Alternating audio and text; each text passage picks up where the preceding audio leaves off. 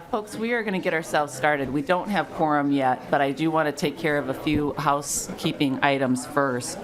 I know many of you are from Greater Minnesota and have testifiers from Greater Minnesota. We're going to try to accommodate that as much as possible, but I also want to give you an idea of what the order will be so that if you wanted to step out, get a cup of coffee, if you're not going to be here for a while, it will give you that chance to do that. However, if you step out and get a cup of coffee and you're not here when we call you, you miss your spot. So just be aware of that as well. We're going to start with Representative Miller and Representative Bliss on House File 1109. That's number 1. Number 2 is going to be Representative Metsa. Number 3 is going to be Representative Knoblach for his 2 bills. Number 4 is Representative Torkelson with his bill. Number 5 is Representative Daniels on his 2 bills. Number 6 is Representative Albright, because I understand he has some folks from Rochester and Duluth. Number 7 is Representative Jurgens.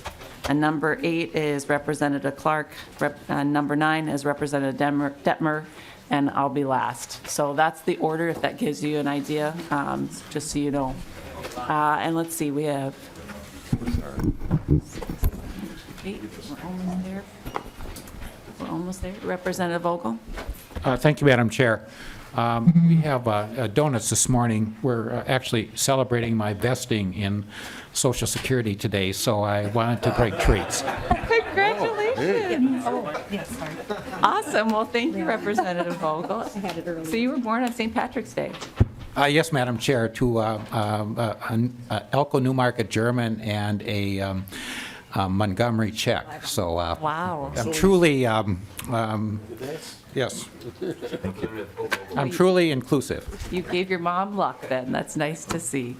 I love that. Well, we appreciate the treats, and we hope you have a safe and happy birthday today. With that, do we have quorum yet? No? Not yet. Okay, we're almost there.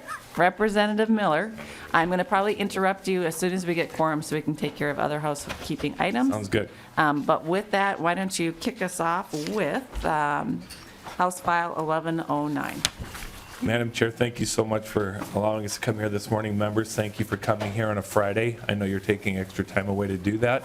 This is about veteran homes proposal in Montevideo and Bemidji, and I'm going to let my testifiers do the hall. So thank you. Thank you. Welcome to the committee. If you can please state your name for the record and who you represent. Thank you. Chair Anderson and members of the House Finance Committee. My name is Angie Steinbach, and I am the Assistant City Manager for the City of Montevideo, and I'm also the spouse of an Army National Guard veteran. I would first like to comment that everyone from Montevideo area that is usually here with us today were unfortunately unable to attend because of the tragic passing of a local young veteran. So as they are here, they are in the funeral, at the funeral today. So I just wanted to let you guys know that.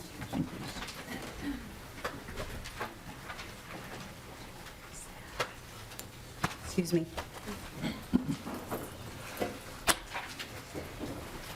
As you are aware, there are currently 5 veterans' homes spread throughout the state.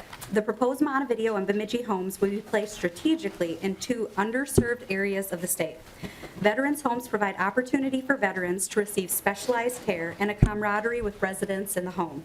For many veterans, military service and operational deployment lead to a strong sense of identity and belonging. For clinicians working with veterans, demonstrating an understanding of the military experience can greatly enhance the therapeutic alliance and the delivery of effective treatment in comparison with traditional nursing homes. The 70-bed veterans home initial cost construction includes $30,716,000 for an estimated project cost. Of that, the federal share, or $20,475,000, and the state share, or 1/3, of $10,240,000. Montevideo has raised funds toward the state share of $5,208,000, and Bemidji has raised funds towards the state share of $2 million. Initial funding considerations include House File 1109 and Senate File 1089. Both seek an appropriation of $16 million of bond funds to design, construct, furnish, and equip a new veterans home in Bemidji and Montevideo. Long-term fiscal considerations include information from the 2015-16 legislative fiscal note, long-term considerations for the Montevideo and Bemidji veterans homes. Assumed cost to operate 70 beds in 2020, if the projects are built and operating in 2020, salary cost of $7,750,000 and non-salary cost of $2,450,000 for a total of $10,200,000, which includes an approximate 1.8 increase in salary costs per MMB guidance and a national average of approximately 4.5% increase in non-salary costs annually. The total FTEs for this home would be 103. A general fund appropriation of $5,230,000 would be needed for operation of this home. Revenues from residents would make up the remaining revenue to cover the cost of operations. So we go into why Montevideo and Bemidji. Both communities have federally required project pre-designs complete. Montevideo spent an initial $70,000 on our project pre-design in 2008 and complete updates biannually in order to make sure our costs are accurate. Both communities have land ready for the project. They have community-based outpatient clinics, and the communities have raised money towards the state share of the initial construction cost. Montevideo and Bemidji were both identified as ideal qualifying communities for Minnesota Veterans Home in 2009 Minnesota Department of Veterans Affairs Community Identification Study for a new veterans home. They are larger rural communities and have hotels, bus and taxi services, American Legions, VFWs, retail shops, and much more directly within the communities. Montevideo and Bemidji both have advanced life support services and 24-hour acute care hospitals within their communities. They also have reports showing from DEED that there's ample prospective employees seeking employment in the regions. Splitting the allowed number of beds between the two areas of the state serve more of our state's veterans. This keeps veterans and their families closer together. The MNDVA has identified that operating veterans homes in between the 70 and 90 bed models is ideal for operations. Our applications and locations both meet federal and state guidelines. Proceeding forward, Montevideo and Bemidji need Minnesota legislative approval for the proposed veterans home projects. After approval, Montevideo and Bemidji have completed all requirements and are ready to work with the Minnesota Department of Veterans Affairs on an application for federal funding. The proposed bills would allow Montevideo and Bemidji to separately complete federal applications for funds, not exceeding the state's authorized amount of bed. We would utilize 140 of the 144 beds. I would like to pass to Tim Coley. Okay, thank you.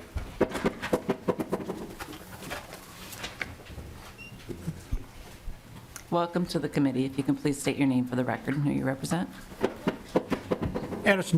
Chair Anderson and members of the House Committee, my name is Tim Coley. I served for 21 years in the Army Reserve and the Minnesota National Guard, retiring in 2007. I had a deployment to Iraq in 2004 and 5. I'm a former commander of my hometown American Legion post in Cottonwood, Minnesota, and a former commander of the VFW post in Montevideo. So I interact with veterans as a hobby and as a profession. For the last 6 years, I've been the County Veteran Service Officer of Chippewa County, Minnesota.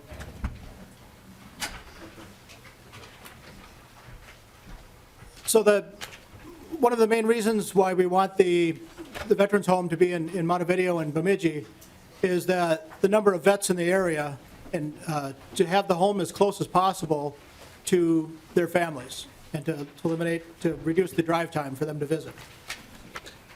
So one of the criteria for the Minnesota Department of Veteran Affairs is to have a veteran population within a 60-minute drive time. And for Chippewa County, that is 12,138 veterans from the counties of Big Stone, Chippewa, Candioi County, Lac-Qui-Parle, Lincoln, Lyon, Redwood, Renville, Stevens, Swift, and Yellow Medicine. We also have active National Guard units in the area. Montevideo, Madison, Appleton, Marshall, Ortonville, and Morris are part of the 1st Battalion of the 151st Field Artillery. Redwood Falls and Hutchinson are another National Guard battalion. They have 180 soldiers. Wilmer has a reserve and a guard unit, 220 soldiers. Olivia, 160 soldiers. And Wilmer has an Army Reserve unit also.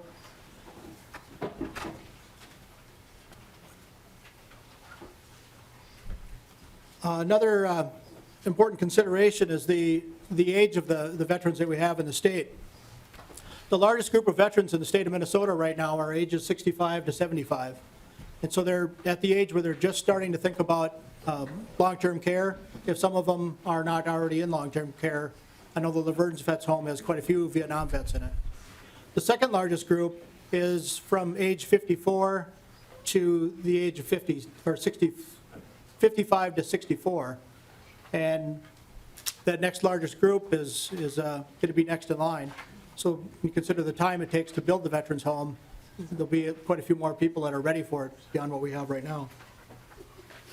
There's a strong need for skilled care in the state of Minnesota for our veterans.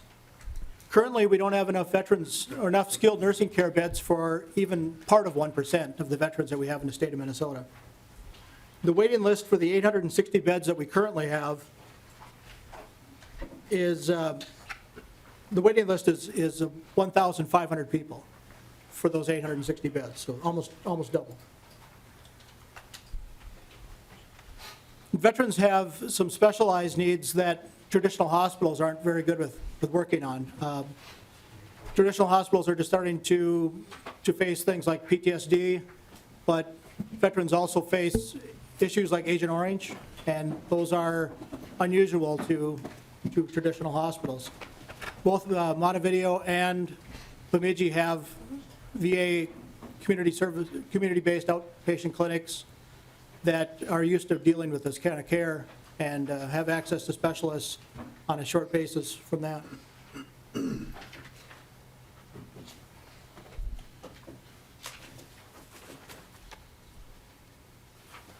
On February 9th, 2015, we met with Commissioner Shelito and his staff from the State Department of Veteran Affairs. At that time, we were informed that there was currently 144 beds available for construction. The federal criteria changed from 12 beds to 10 beds per household unit. Based on these numbers, our architectural firm made a new pre-design with a 70-bed design, and the homes are going to be populated on a first-come, first-served basis. The state has looked at different ways of populating the vets' homes, but that seems to be the most fair for all of them. So we'd be welcoming vets from all over the state, but with hopefully having them close to home as possible. And that's the reason that we want them as far outstate as they are.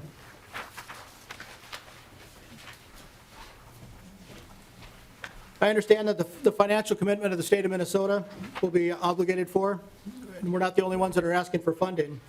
But this is the 10th year that we've come down here and asked for the construction of this home. During the same 10 years, our local American Legion Honor Guard has provided military honors for more than 200 veterans' funerals. This is just in the immediate Montevideo area and doesn't even include all of my Chippewa County. These veterans took an oath when their nation needed them, and they deserve our support. I encourage each of you to visit the Minnesota Department of Affairs website and watch their video that they have on the veterans' homes in Minnesota. Our veterans need their home, and it's our responsibility to provide them with, for they honorably served us. Their physical and mental injuries require specialized care, and they require world-class staff to meet those needs. The Minnesota Department of Veteran Affairs veterans homes show that they do provide that world-class care.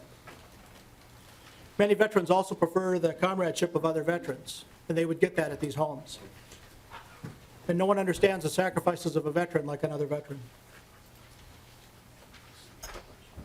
As you can see on the front of our proposal, we've met all the requirements for construction except for the state approval for bonding and the ongoing operational costs. We've demonstrated a need. This is the right plan.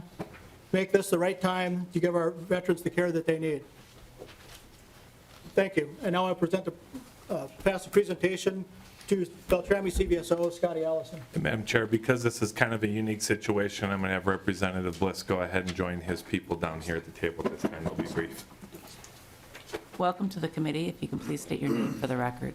Yes, my name is Scotty Allison. I am a Navy veteran. I'm an Army veteran. I'm a retired Army officer, and I am also the Beltrami County Veteran Services Officer. So I'll get started. In front of you see a slide that shows some facts about our veterans in northern Minnesota. I'm not going to go over all of them, but we have 27,658 veterans in a 16-county area. You can see that it's an aging population, and oh, by the way, we have 1/3 of all American Indian veterans are located in and around Beltrami County. Next slide.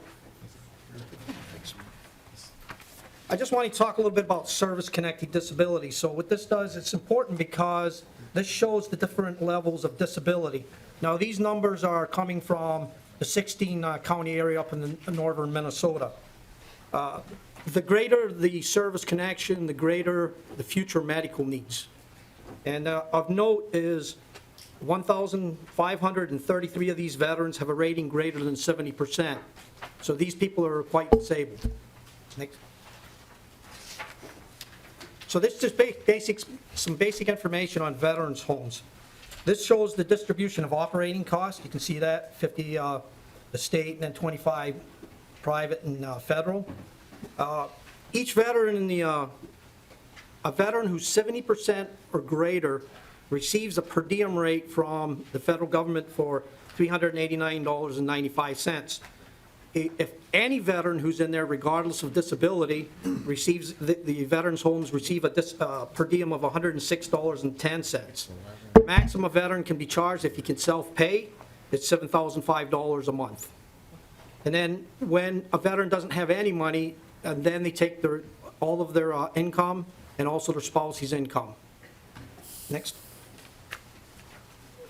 This is just some nursing home costs currently in Minnesota. These are median rates.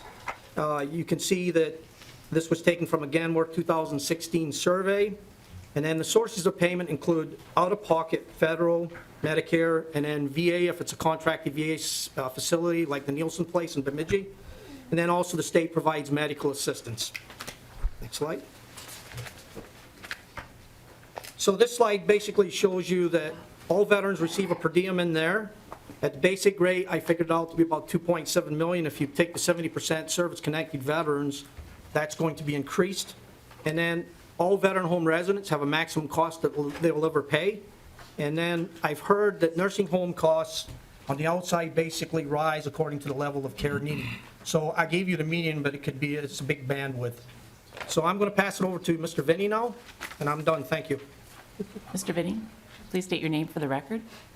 Thank you. My name is Joe Venning. I'm the Beltrami County Commissioner 2004 through 2016. I'm a life member of the Disabled American Veterans, Vice Commander of Disabled American Veterans Chapter 7, and an American Legion member as well. I think what we want to iterate and emphasize today can best be underscored by a letter from a veteran's family member in northern Minnesota. And I'll be quick about this, if you can imagine such a thing. My brother-in-law lived in Georgia previously, and is 100% service-connected disabled. He was a vulnerable adult and was put into a nursing home in Georgia. We tried for 6 to 8 months to get him transferred to Minnesota where he could be with his family. In November 2012, we moved him to a nursing home in Duluth where he could be closer to the family. Unfortunately, during this time, his brother, the only family member living in the area who could spend time with him on a regular basis, passed away. We live approximately 2 hours away, but we continued to visit him at least monthly. After his brother passed away, we felt it would be best to move him to Bemidji as we were the only family members he has left. This way he could be close to us and would not be alone. At first we were told this was not possible because St. Cloud had no money for contracts. In the meantime, hospice was put in place, and we were then told that he would be able to come to Bemidji but would have to go to Fargo for treatment. The entire process was very intense and time-consuming. It appeared at times that the veterans' needs were put on the back burner and money was the driving force. There's a great demand for a veterans' home in our area, and that can provide quality of care to all veterans.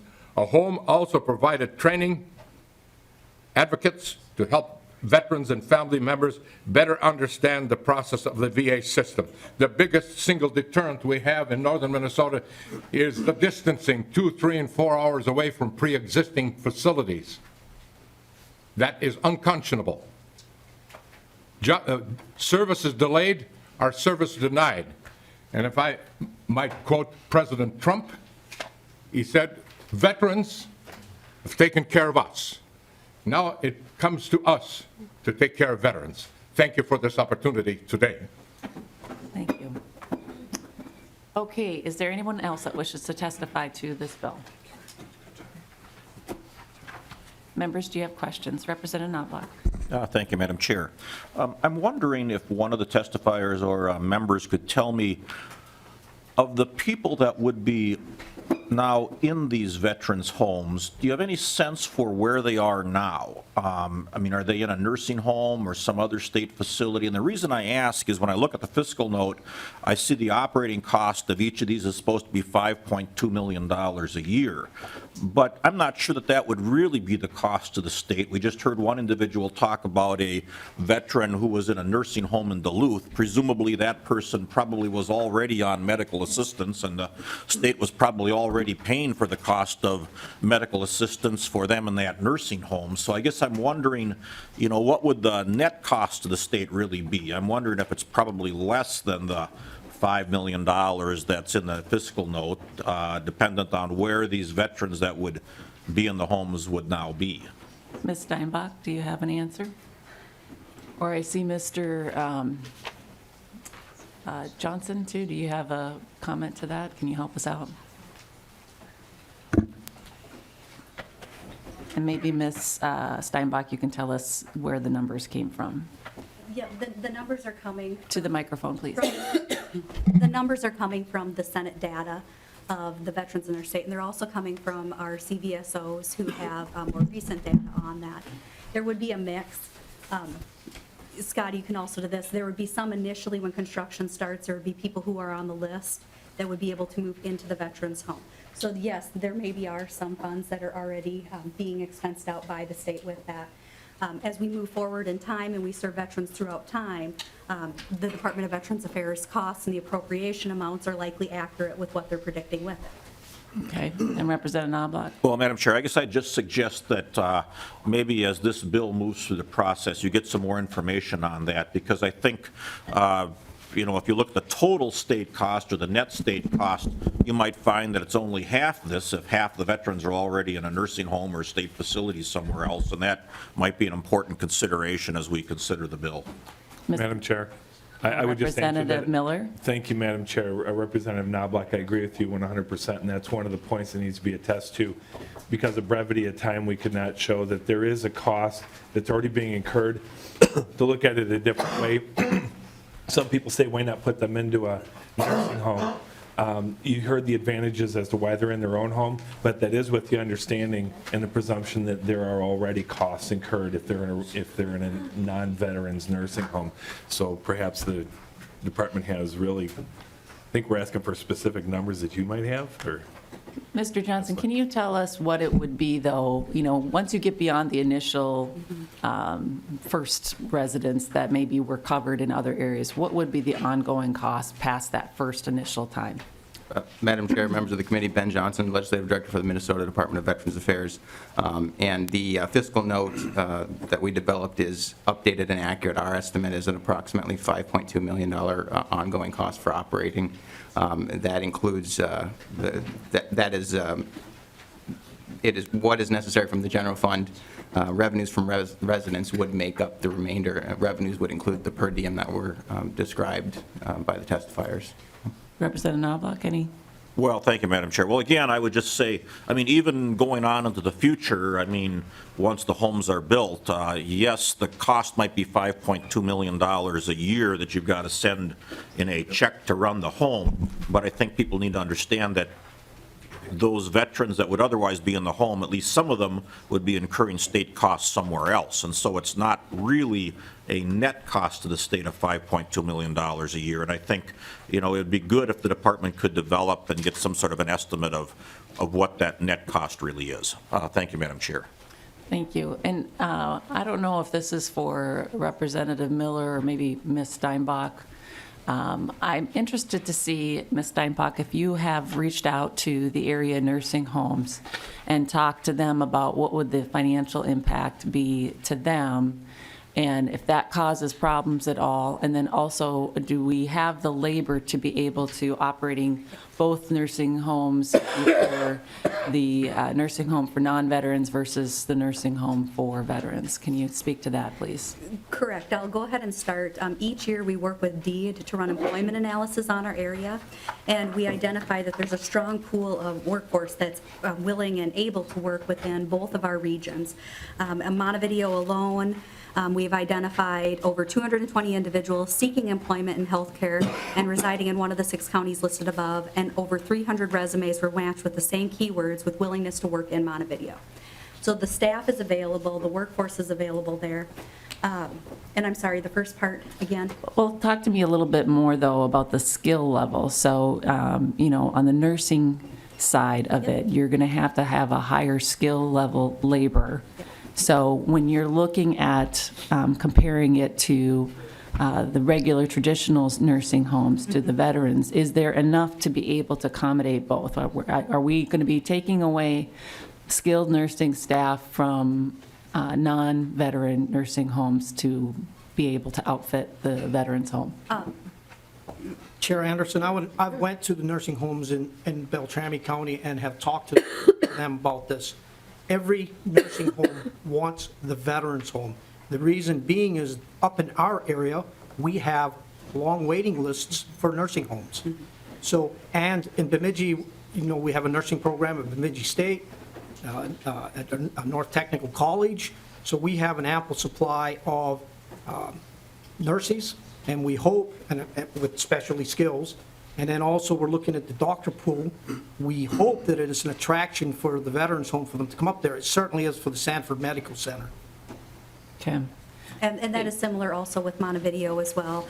And these numbers that are provided by DEED are outside of the scope of individuals already working. These are people interested in coming into this area to work.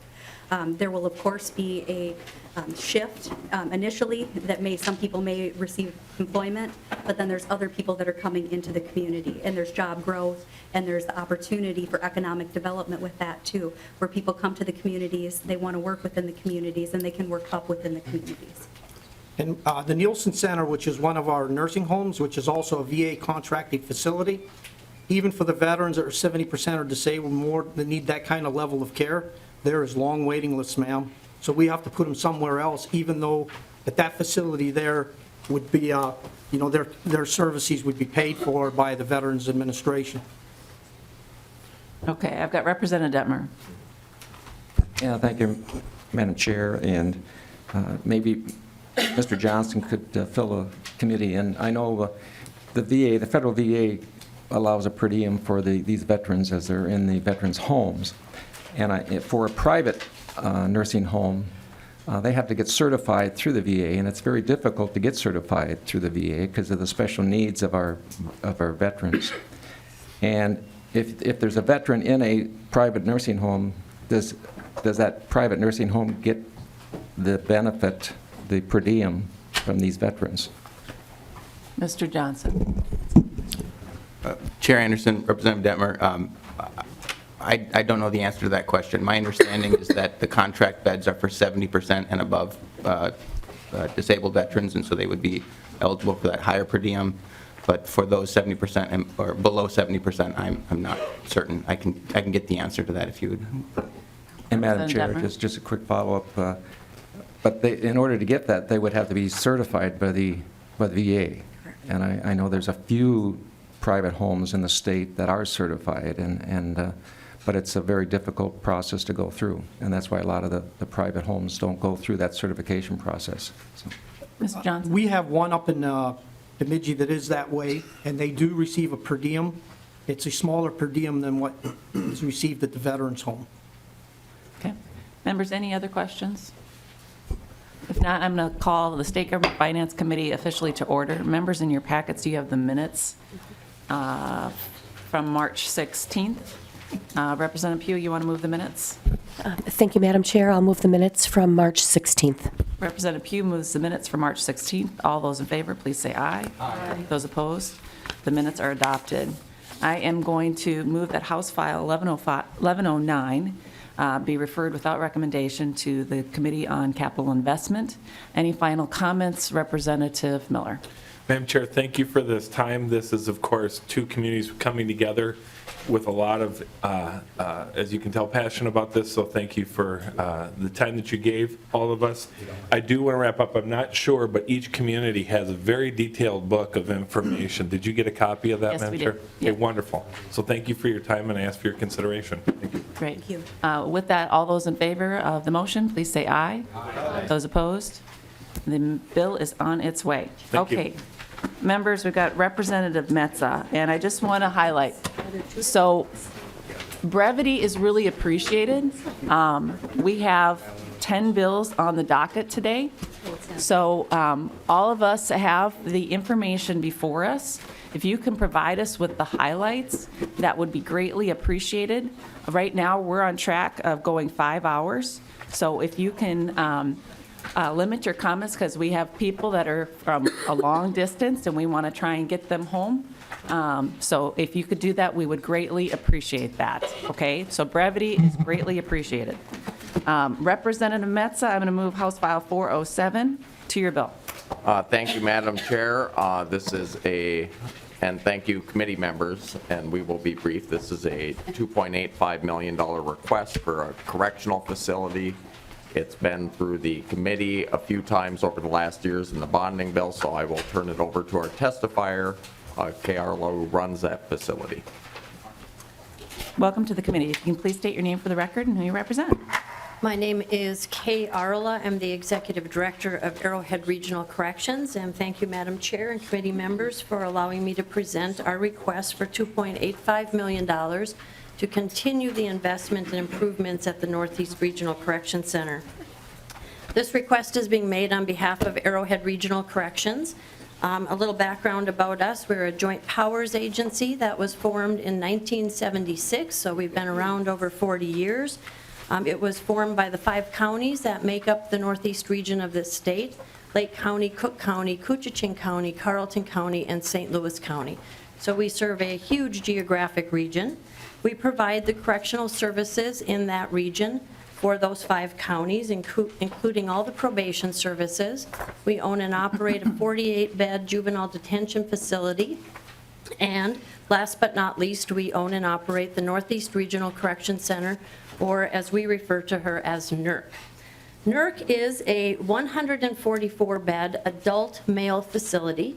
It is located about 15 miles north of Duluth in Saginaw, Minnesota, and it has been there in operation since the 1930s. It provides all traditional correctional programming that you would expect in a facility. So we have medical services, mental health services, educational, chemical dependency. But in addition, what makes NERC very unique is that it is also a working farm. That combination of correctional programming and farming is unique in the state.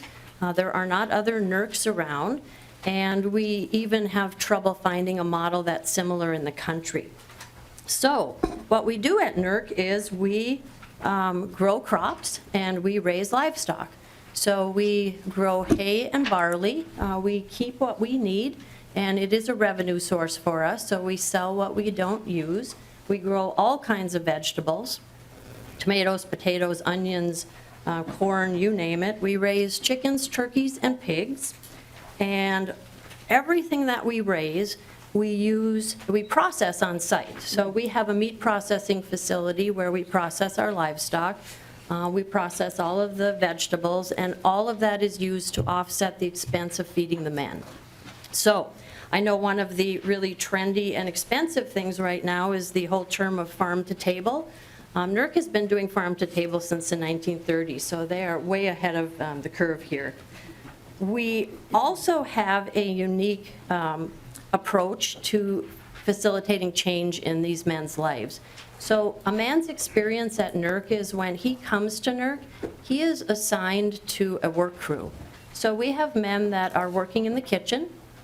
We have men who do our inside janitorial maintenance, our outside maintenance, and a large number of them work in the meat processing building, learning some butcher and meat cutting skills, and also in farm operations. So that is what makes NERC unique. Does that model work? Well, in corrections, one of the outcomes that we measure is recidivism. So you always hope your intervention is going to change the course of someone's life and that they will leave there and not continue to commit crimes. So the first thing I want you to understand about NERC is that we are not dealing with low-risk offenders. 80% of the men who serve their time at NERC are convicted felons.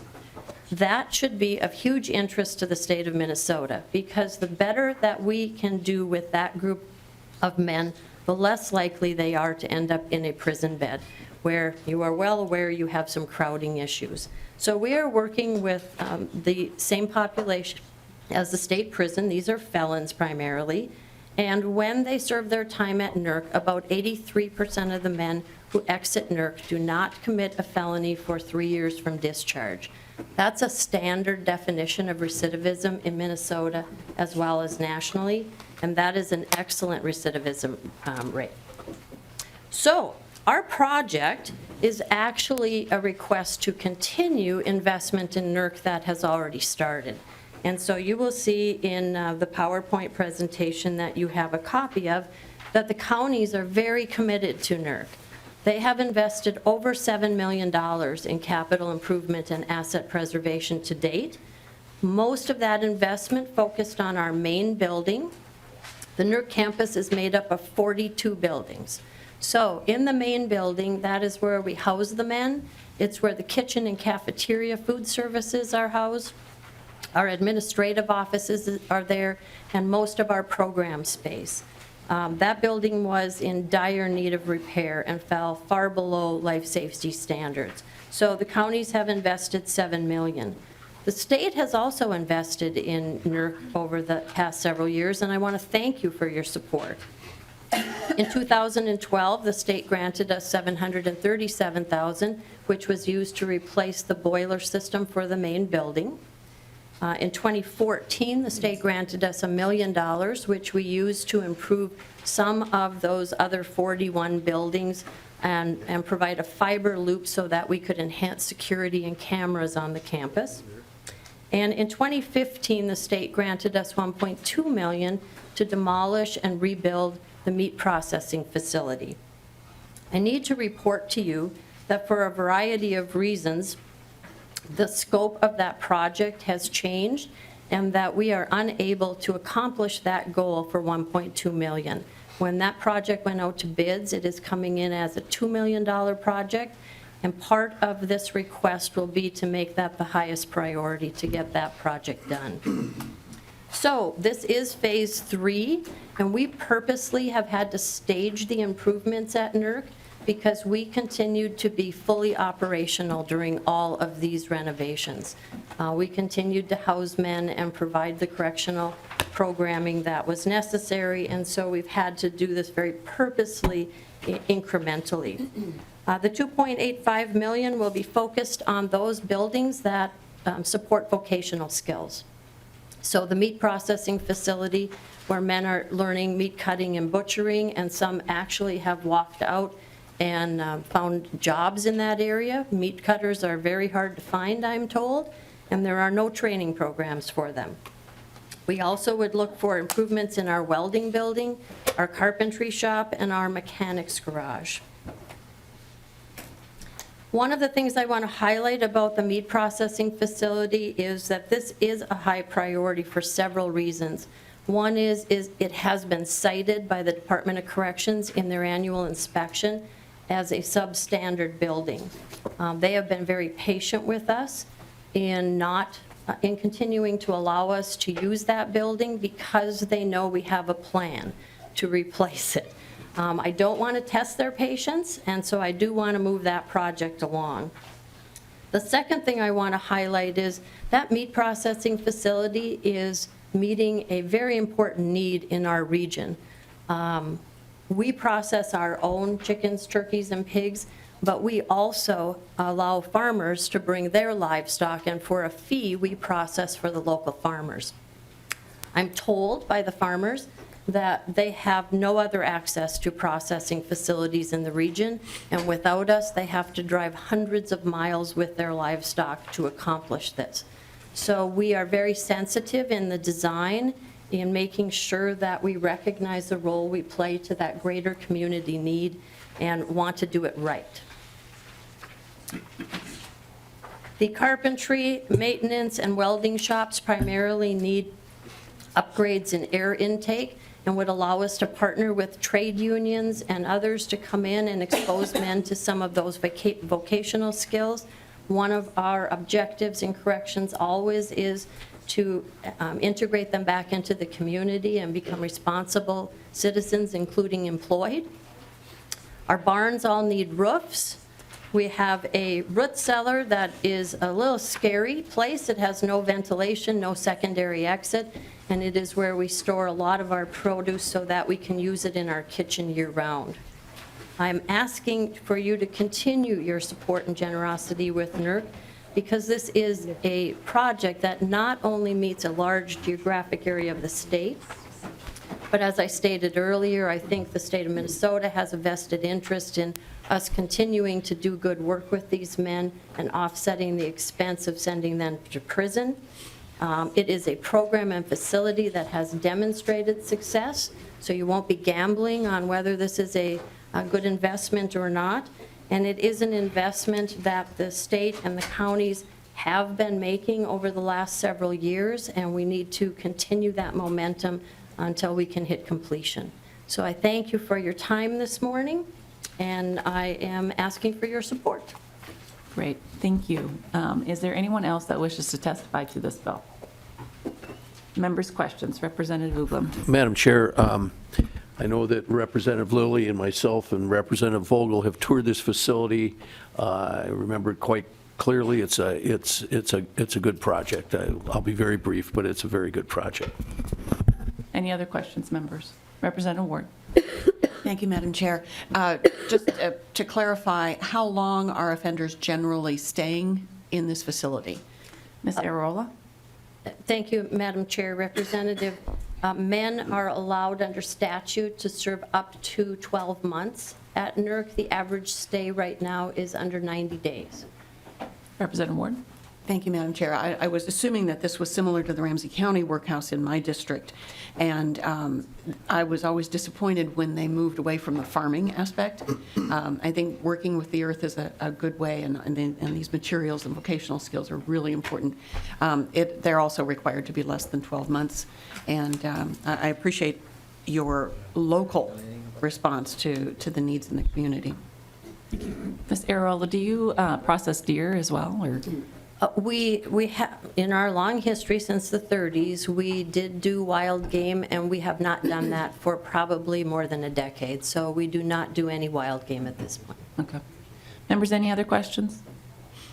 Seeing none, I'm going to renew my motion that House File 407 be referred to the Committee on Capital Investment without recommendation. All those in favor, please say aye. Aye. Those opposed? And I apologize, Representative, I assume you had no further comments? In brevity and out of respect to the chair, no, I don't. I appreciate that. Thank you very much. It's on its way. Okay. Thank you. Members, we are going to do Representative Knoblach. You can pick which bill you want to do first.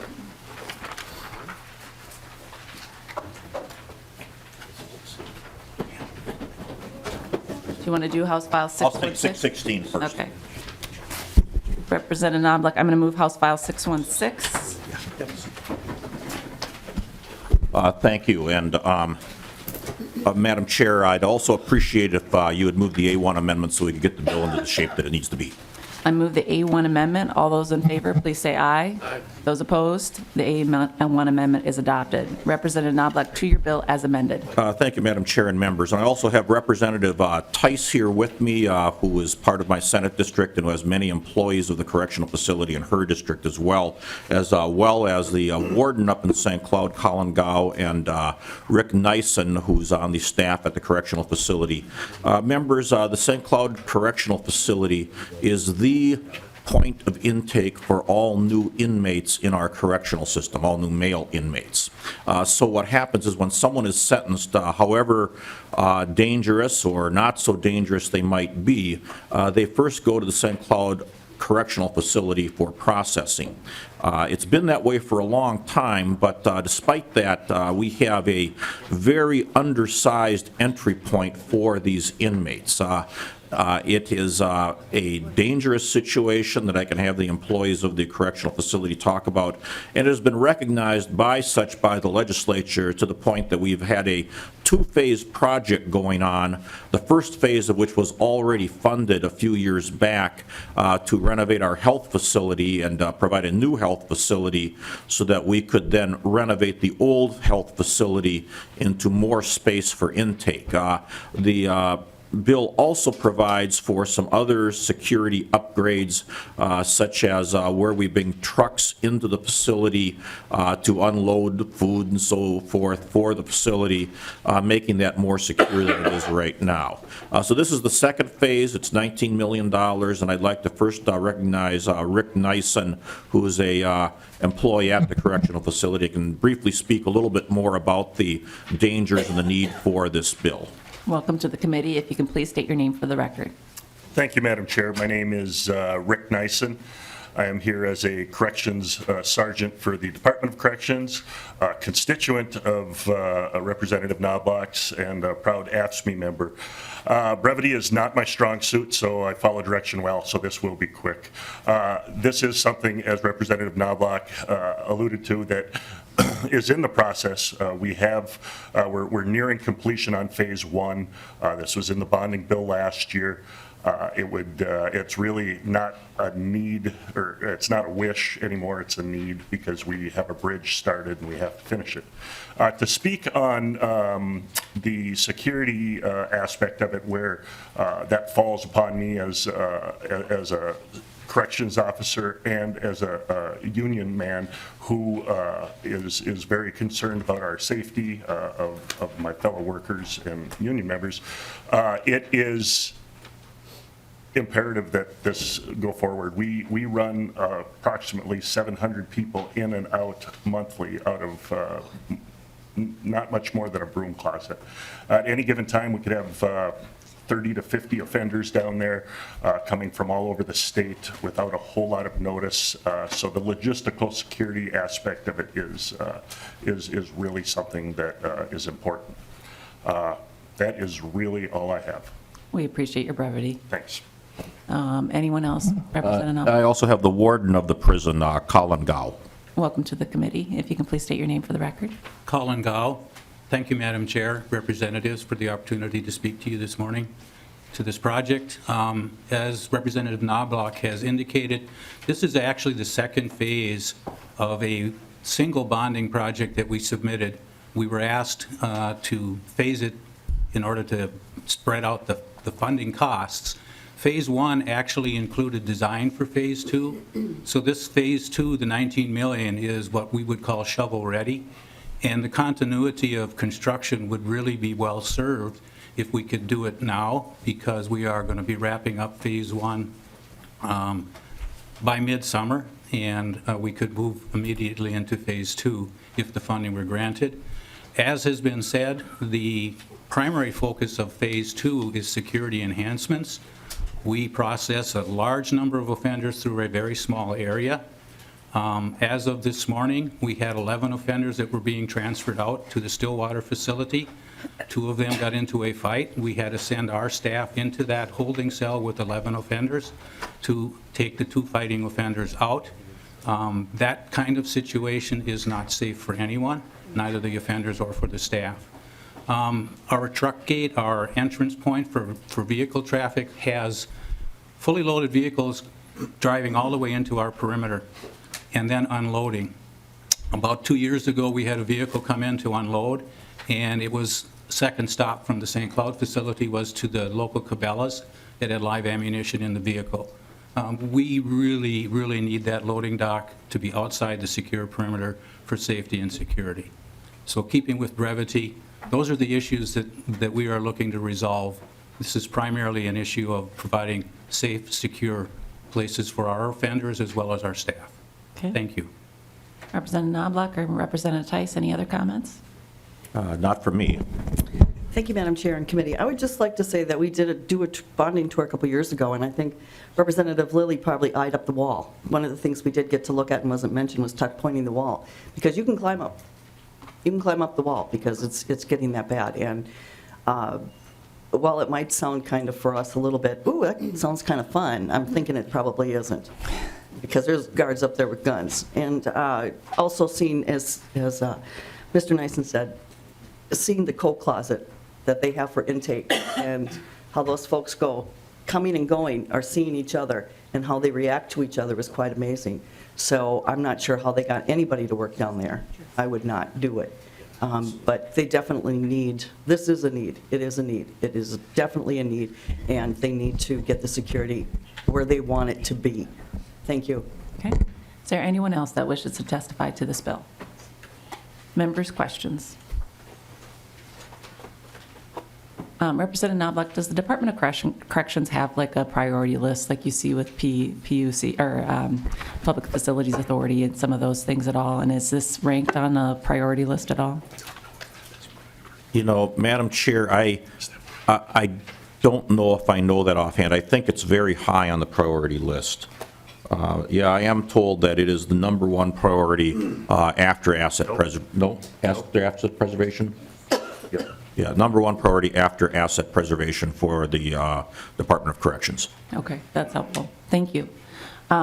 With that, members, I'm going to renew my motion that House File 616 as amended be referred without recommendation to the Committee on Capital Investment. All those in favor, please say aye. Aye. Those opposed, the bill is on its way. Thank you, members. I appreciate it. Thank you, Madam Chair and members. All right, we are now going to go to Representative Knoblach's House File 2290. I move his bill. Representative Knoblach, to your bill. Thank you, Madam Chair. Members, House File 2290 is a kind of a housekeeping bill submitted at the request of Sherburne County. Oh, and I apologize. I don't have it in our possession, No. so we're just doing as informational. I moved it. I apologize. Oh, I'm sorry. Okay, So, I didn't hear you. I was talking to my testifiers. Yep, So- no, sorry. Okay, Go yeah, ahead. it's an informational hearing. Yes. Yeah, House File 2290 is kind of a housekeeping bill submitted at the request of Sherburne County. It allows Sherburne County title examiners to continue to be paid as they have been in the past, even though the population of Sherburne County is now over 75,000. State law, which goes back over 100 years, provides that counties over 75,000 in population essentially have full-time title examiners, whereas smaller counties tend to have title examiners who are paid by the people who need their services. In Sherburne County and many smaller counties, people, for example, if you're subdividing land and you need the services of the title examiner to help you register the property, the person who's bringing the request pays for the costs for the title examiner so that the county itself doesn't have those costs. And Sherburne County would like to continue doing it that way as opposed to having to actually hire a county employee themselves. Other counties that have grown over 75,000 in population have these exceptions, and we'd appreciate Sherburne County being granted that exception as well. Thank you. Okay. Is there anyone that wishes to testify to this bill? Members' questions? Representative Lilly.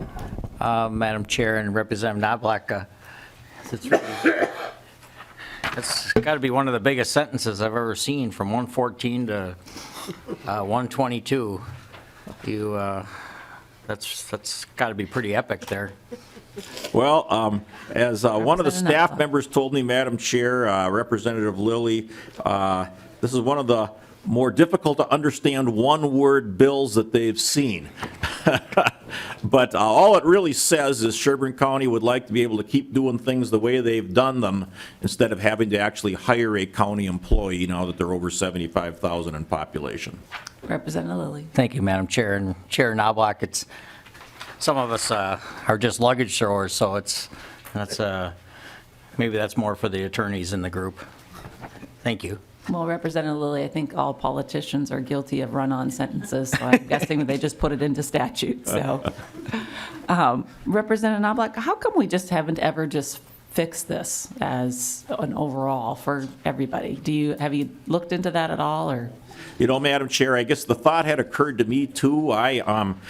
wasn't even sure what they were talking about when the county first approached me on this.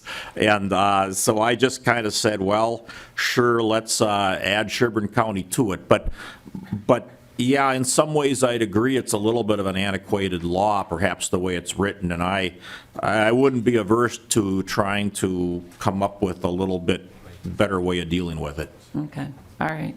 Well, we appreciate the information. Representative Knoblach, we don't have this in our possession, but appreciate you bringing this forward, so. Thank you, Madam Chair. Any other comments? Okay, all right, we are done with Representative Knoblach. I've got Representative Torkelson next. House File 844, I'm going to move House File 844. Representative Torkelson, to your bill. Good morning, Madam Chair. It's a pleasure to be before your committee.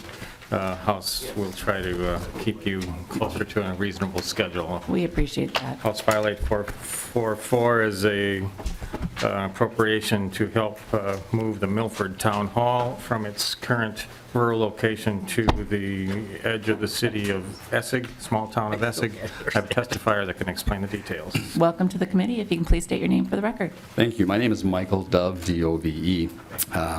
Thank you, Madam Chair and committee, for this opportunity, and I will be brief. I've been a resident of Milford Township since 1994 and on the Milford Township Board of Supervisors since 1998.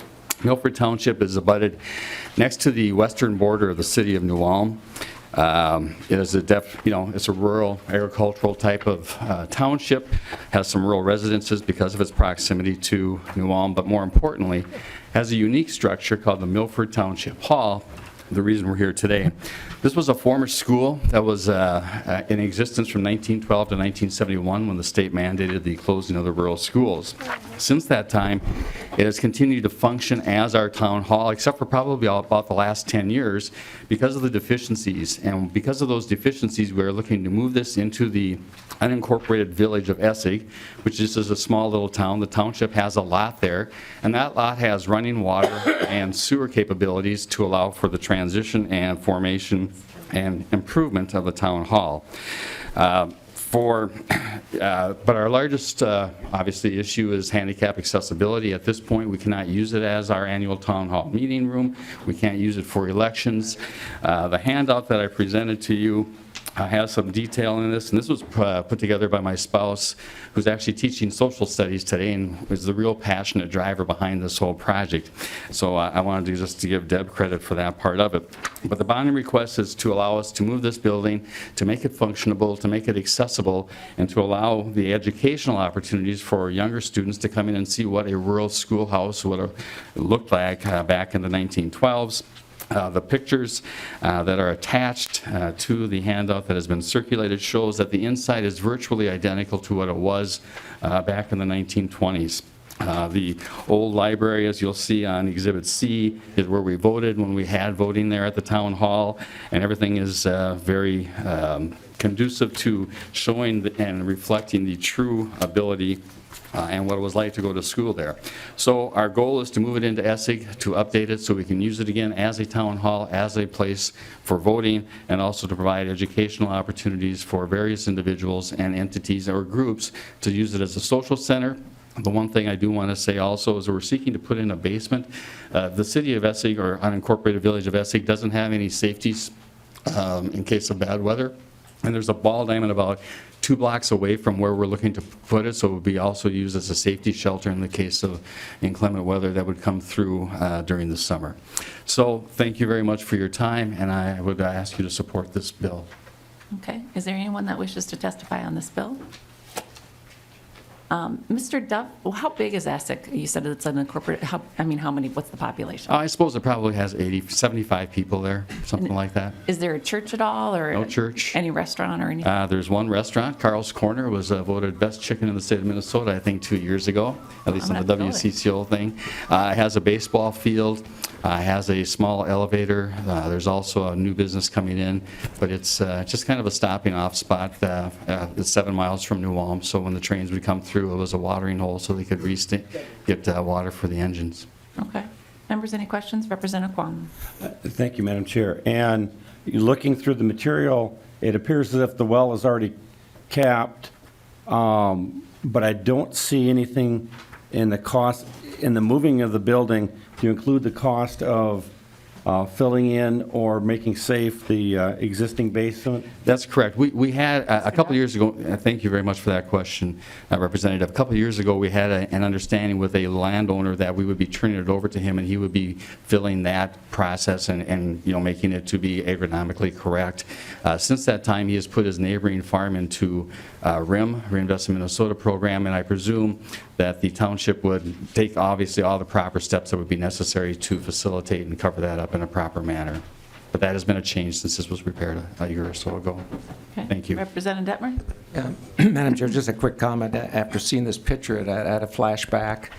I attended a one-room schoolhouse back in the day in Rice County. So my brothers and sisters attended it too. One teacher, 6 grades, just across from our dairy farm. So a little flashback.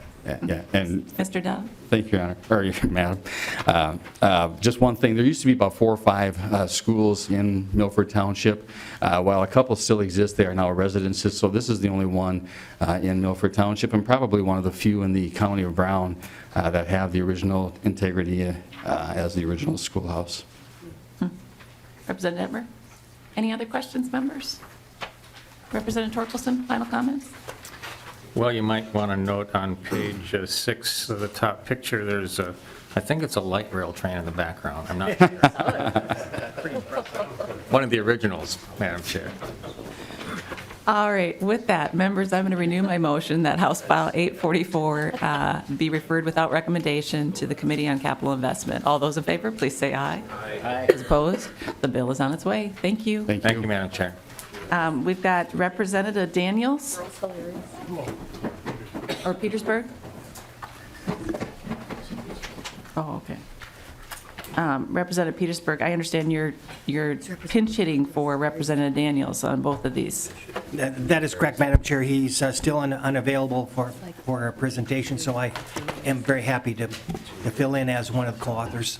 Very good. Well, this is House File 763. We'll start with that. That's on the Minnesota State Academies.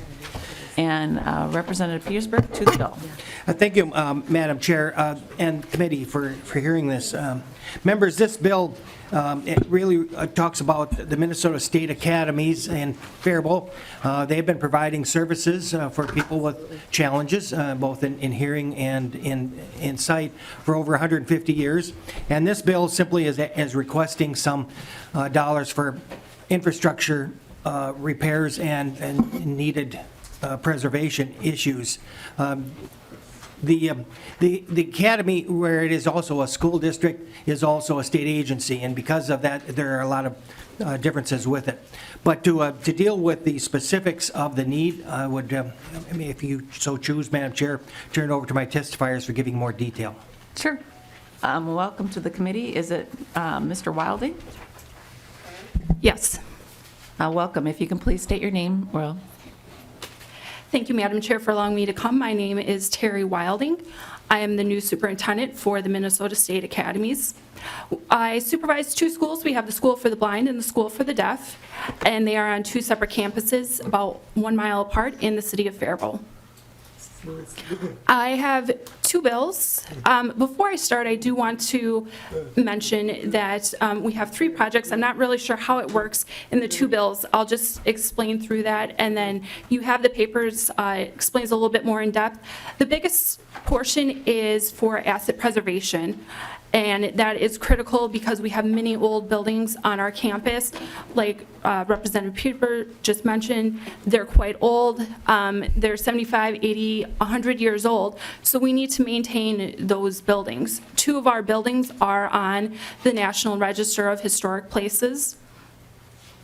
One building that we're currently focusing on is Noyes Hall.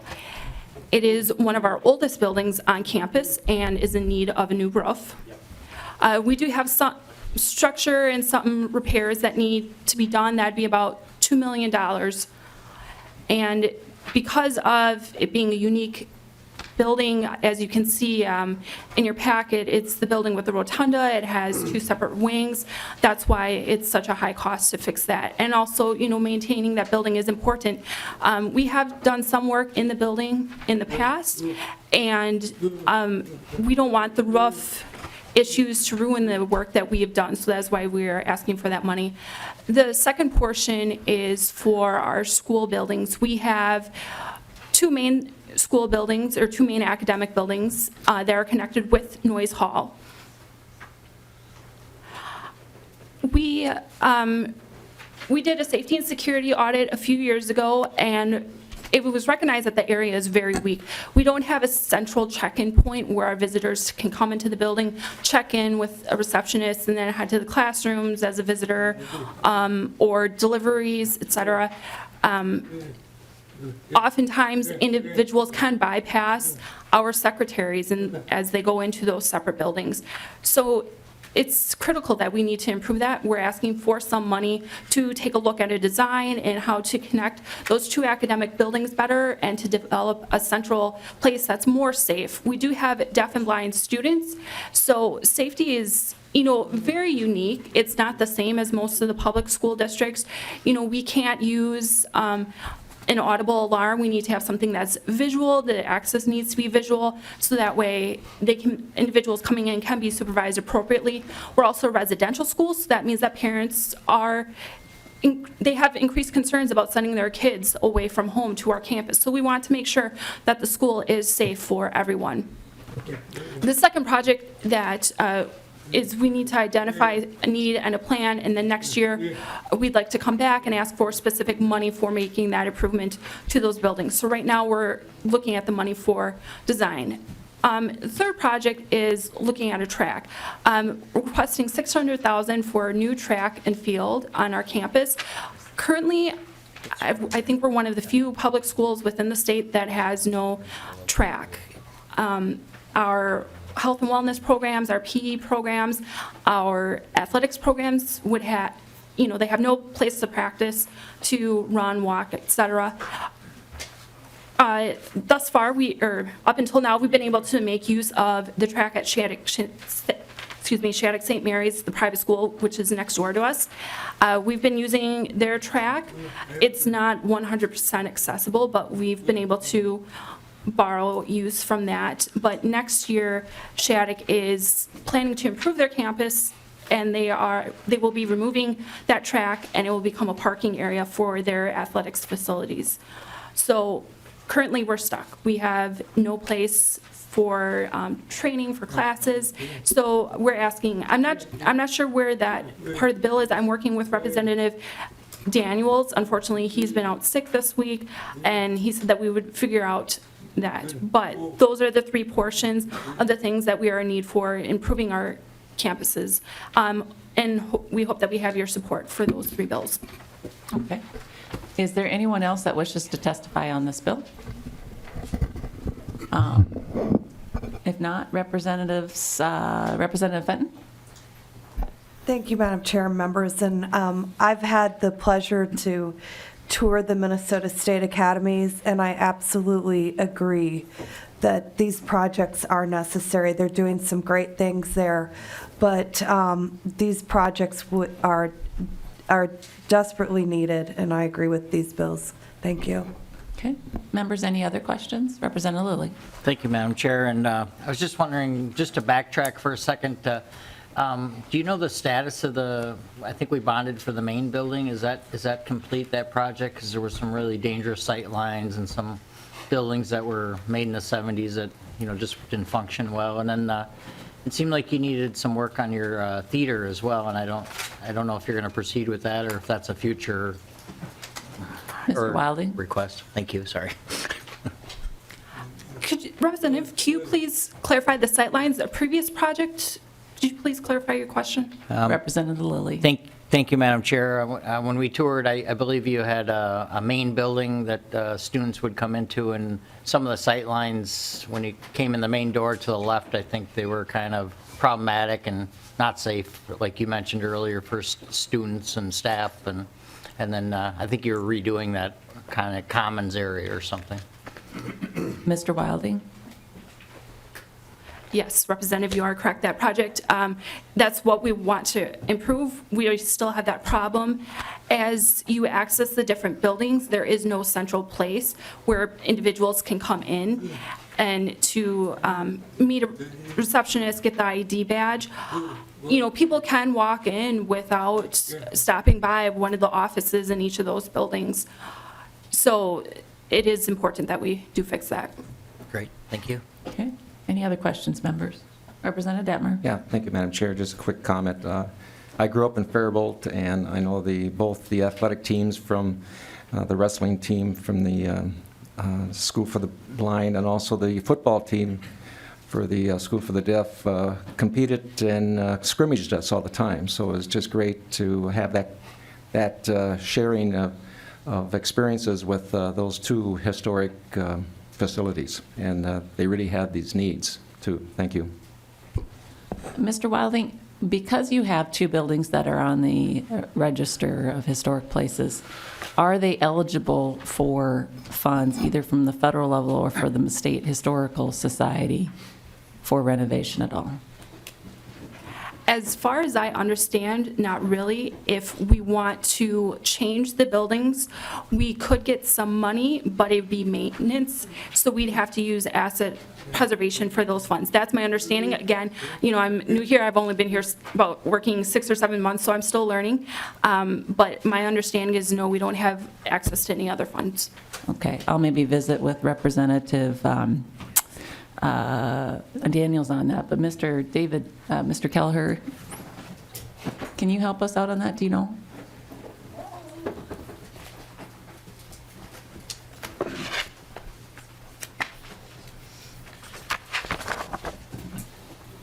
Welcome to the committee. If you can please state your name for the record.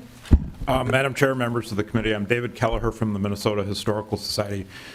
We do not have a specific pot of money that help under grant programs that helps state agencies with state facilities. Typically, those requests go through the bonding committee and typically through asset preservation requests. The state, of course, has a large number of historic structures, and we encourage the Capital Investment Committee to take care of those buildings.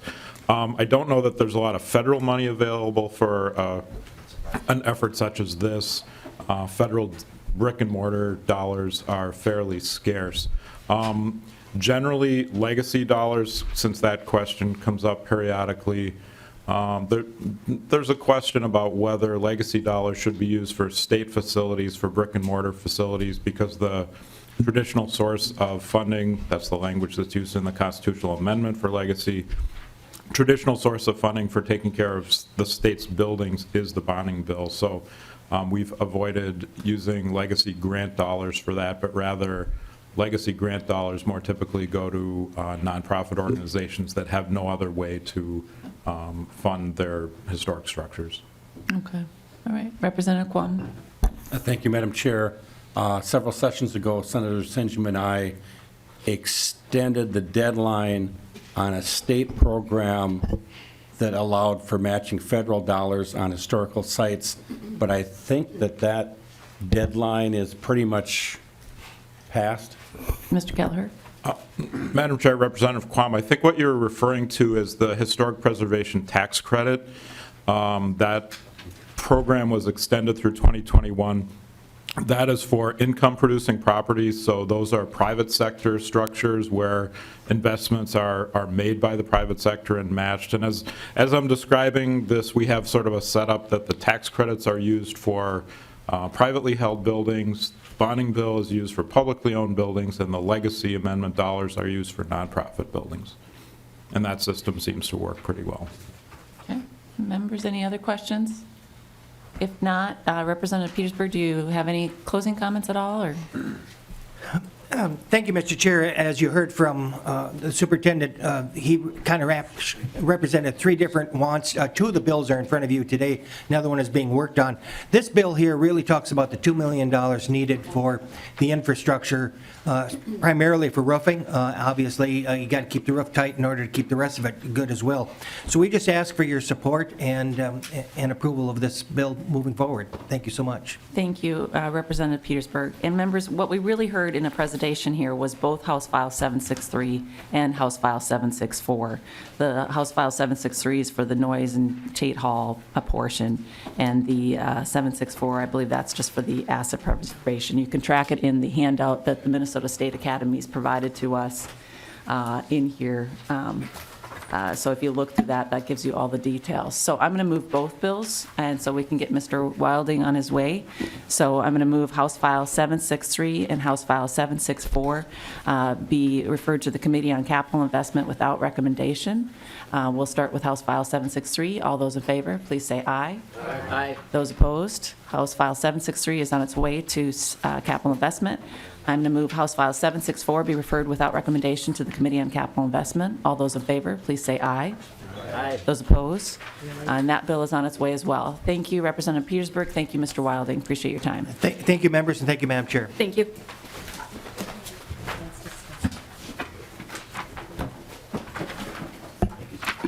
Okay, we've got Representative Albright. I understand you have some testifiers from Duluth and Rochester. I'm going to move House File 2274. Good morning, Madam Chair. Good morning. And your testifiers, oh, they're on their way. Great. They are. Madam Chair, I also have an author's amendment. I'm going to move the DE1 amendment. All those in favor of the DE1 amendment, please say aye. Those opposed? The amendment is adopted. Thank you, ma'am. Your bill is now in the order you wish. Representative Albright, to your bill as amended. Thank you, Madam Chair. I'll make my statement brief for the purposes of the committee. Madam Chair, members of the committee, House File 2274 is a product of a lot of work by a lot of people and communities throughout the state of Minnesota. Many of our communities have been struggling with how to best serve people who are experiencing from mental health crisis. Too often, the only options are confrontation with law enforcement officials or a challenging visit to the hospital emergency room. Neither law enforcement nor emergency room staff are professionally trained to work with people who are experiencing a crisis in mental health. The outcomes are almost always bad for both the individual involved and society as a whole. The individual does not get the help they need, while the emergency room or jail stay drains valuable state and local resources. Officials from hospitals, county social service agencies, law enforcement agencies, and our courts have been working together to come up with solutions to this costly problem. House File 2274 is the result of that work. The bill before you as amended would provide bond proceeds or cash for up to 6 such centers across the state. Before any of these centers receive money for construction, they would have to demonstrate that they have the financial wherewithal to properly staff the facility, to treat individuals who come to them in crisis, as well as the overall operations. I have with me 2 representatives, Mr. Cook from Zumbro Falls, as well as Ms. Metzger from St. Louis Hospital, who can tell you a bit more about their experience and their approach. And with that, I turn over the rest of my time before your committee to them. Thank you, Madam Chair. Welcome to the committee. If you can please state your name for the record. My name is David Cook, and I'm representing Southeast Minnesota in Region 10.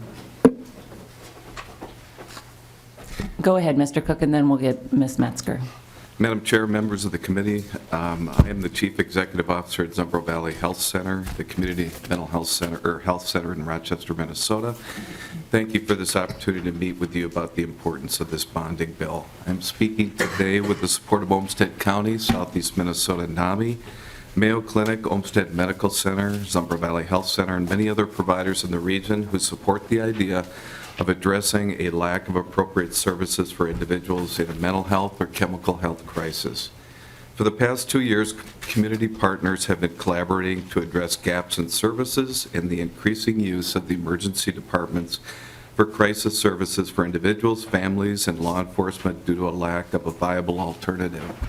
A medical trauma unit is often an in-hospital place for a person in a mental health crisis and may at times escalate symptoms rather than provide the environment for a supportive and comprehensive de-escalation of the crisis. We are all in the support of creating a regional behavioral health triage center as an alternative to the emergency department to divert individuals in a crisis to a more appropriate setting. To assist in relieving this problem, We are proposing a level of care between mobile crisis and the emergency department that provides a warm, welcoming, and supportive environment that will be staffed by mental health professionals, a psychiatrist, and peer specialists, all of whom are trained in working with individuals in crisis. Specifically, the 24/7 Regional Behavioral Health Triage Center will have the capacity for 6 adult crisis beds and 3 child adolescent beds, with the ability to stay for up to 24 hours. Many crises can be resolved within this time. There will also be 3 beds that would be designated for a 1 to 3 day stay for extended evaluation and care coordination to link them with appropriate services at discharge. This triage center may alleviate the need for higher level placements and give the staff time to find the right placement for the individual. The triage center would also include a receiving area for law enforcement. This initiative is also supported by the Governor's Task Force on Mental Health in the report dated November 2016. Key recommendations included creating a robust set of programs and services, as well as a recommendation to improve a set of crisis services to increase access and effectiveness of mental health care. In a recent edition in the Post Bulletin in Rochester, it was noted that the Rochester Police Department responded to over 900 mental health-related crisis calls annually and devotes thousands of hours to crisis resolution. Currently, the police must often resort to transporting the person to the emergency department for professional care. Our experience, and also in consultation with medical professionals in the emergency room, we know that many people transported to the ED could have been diverted to a 24/7 crisis triage center. We have created a tentative financial model that's based on utilization assumptions with occupancy at around 50%, and we believe the billings for services would come close to covering the expenses of the triage center, not to mention the savings to the system by diverting a number of crisis patients to a more appropriate, less expensive setting staffed by mental health professionals. As noted in the Governor's Task Force Executive Summary, there should be an expectation that mental health and substance abuse disorder care is as accessible as physical health care. We believe this model would provide a more appropriate and welcoming environment for those individuals in a mental health crisis and a more successful transition to additional services if needed. Thank you for your time to speak to this initiative, and I stand for questions from the committee. Okay, Ms. Metzger, is there anything you wish to add? Madam Chair and members of the committee, my name is Erin Metzger, and I am the manager for outpatient mental health services at St. Luke's Hospital in Duluth, Minnesota. And I'm here today to speak in support of House File 2274 and on behalf of a Greater Minnesota collaborative that has come together to prevent people experiencing mental health crisis from falling through the cracks in their own communities. On average, more than 500,000 adults in Minnesota have a mental illness, but only 48% receive treatment. From 2007 through 2014, Minnesota hospitals experienced a 49% increase in all mental health emergency department visits for all ages. The Minnesota Department of Corrections estimates a third of all inmates are taking medications for a mental illness, and St. Louis County jail statistics mirror this estimate. In 2015 alone, it cost $37.1 million to care for the top 200 utilizers of the emergency department and inpatient mental health units in our region's 2 hospital systems. This tells us that we're not providing the outcomes for our friends and families that they deserve, and we can do better by not criminalizing the mentally ill and making appropriate and quality care accessible to all when they need it the most. Our region has developed a collaborative of organizations that care for people experiencing mental health crisis across the continuum. We've partnered with local hospitals, community mental health providers, St. Louis and Carleton County Human Services, St. Louis County Attorney's Office, and the Public Defender's Office, state representatives, the Duluth Mayor and Duluth City Council, St. Louis County Commissioners, homeless outreach and advocacy groups, local health initiative groups, mental health specialty court, and the National Alliance on Mental Illness, the Duluth chapter. This collaborative has come together to map our existing regional adult mental health crisis continuum of care to help us further identify gaps in services And we are also in the process of developing a community model for a 24-hour first point of contact for people experiencing a mental health crisis. This hub would allow for immediate assessment and then appropriate triage into the existing mental health system. It would allow us to connect people with supportive services, provide short-term stay in order to develop and complete comprehensive community discharge plans. House File 2274 would allow us the tools and opportunity to work towards our regional and community vision. And I would be happy to stand for questions after this testimony. Thank you. Thank you, Ms. Metzger. Is there anyone else that wishes to testify to this bill?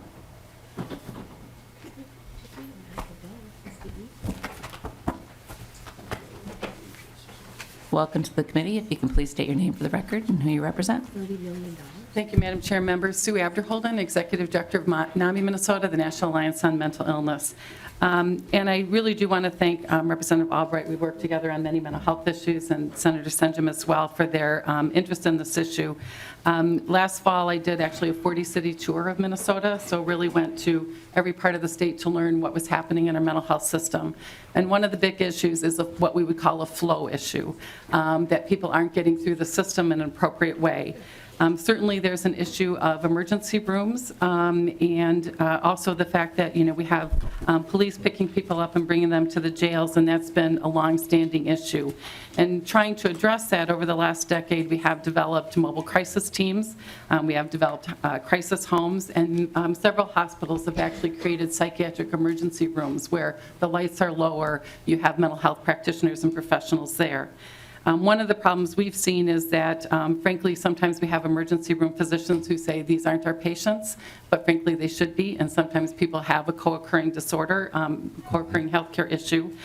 We also noticed on my trip that we couldn't find one urgent care in the state of Minnesota that provided mental health services. And we thought this was a real problem because then you could go earlier in your crisis and not wait till it was frankly full-blown and you needed emergency room care. The other thing we've seen is that although they have had the ability to do it under state law, 911 operators do not refer people to a mobile crisis team. And so when people call 911, the police come out instead of a mobile crisis team. So we have a criminal justice response instead of a healthcare response. One of the things that we found is when we talk to emergency rooms, we are seeing that people are getting assessed. The problem is once they're emergency room, and especially if they don't meet hospital level of care, they have nowhere to go. And what we've seen in the mental health community through the Mental Health Legislative Network, which is 40-some organizations, is that we need those places to go. We need crisis homes. We need intensive residential services so that people can get out of the emergency rooms instead of being stuck there because there is nowhere for them to go and it's not safe.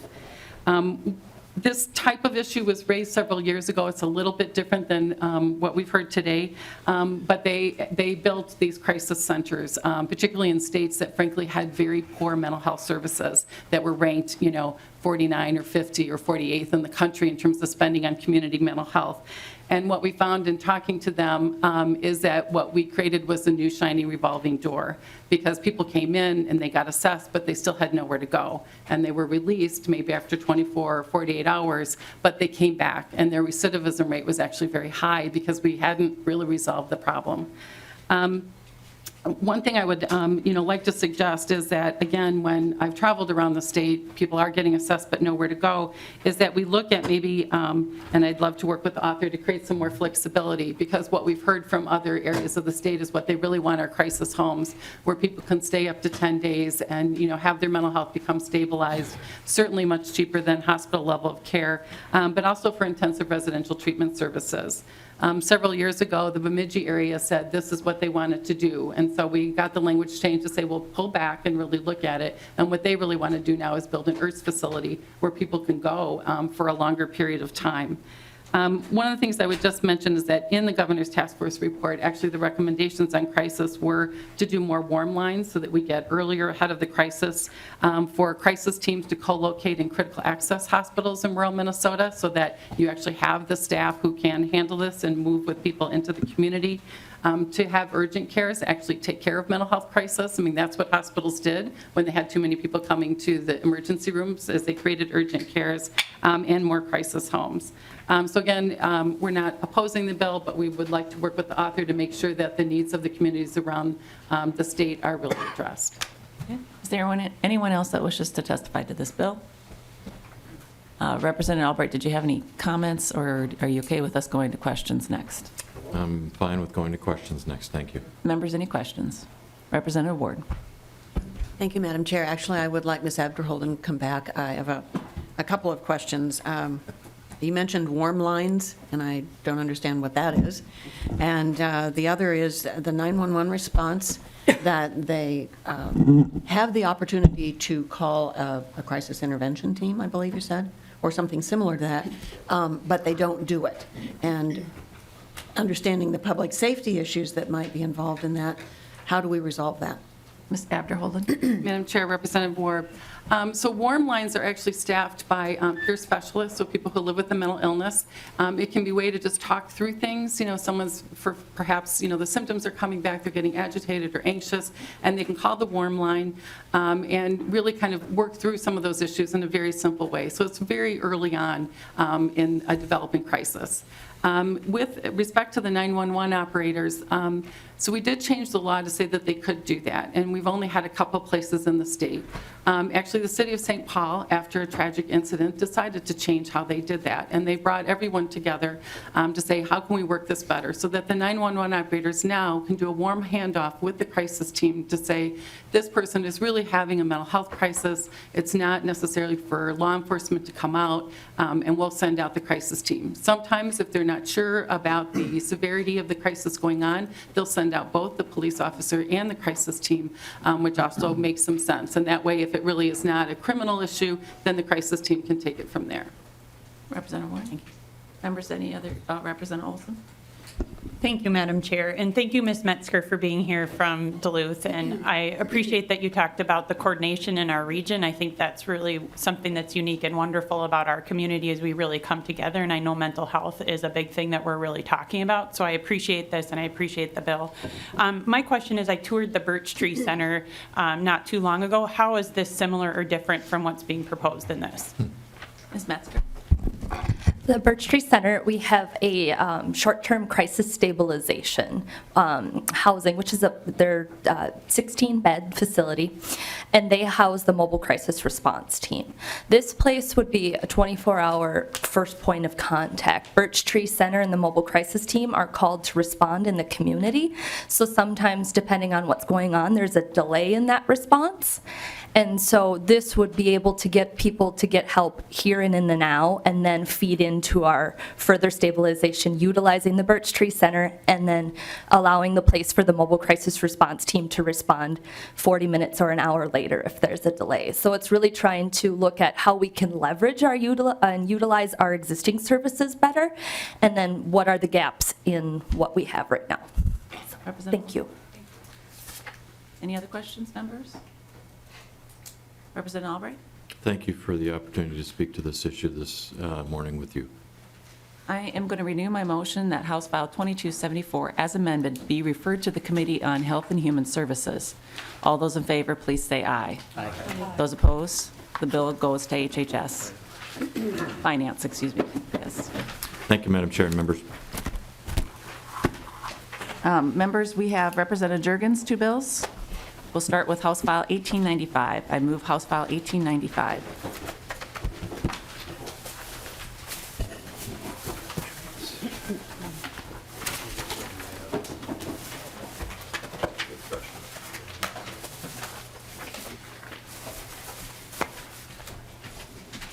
First bill.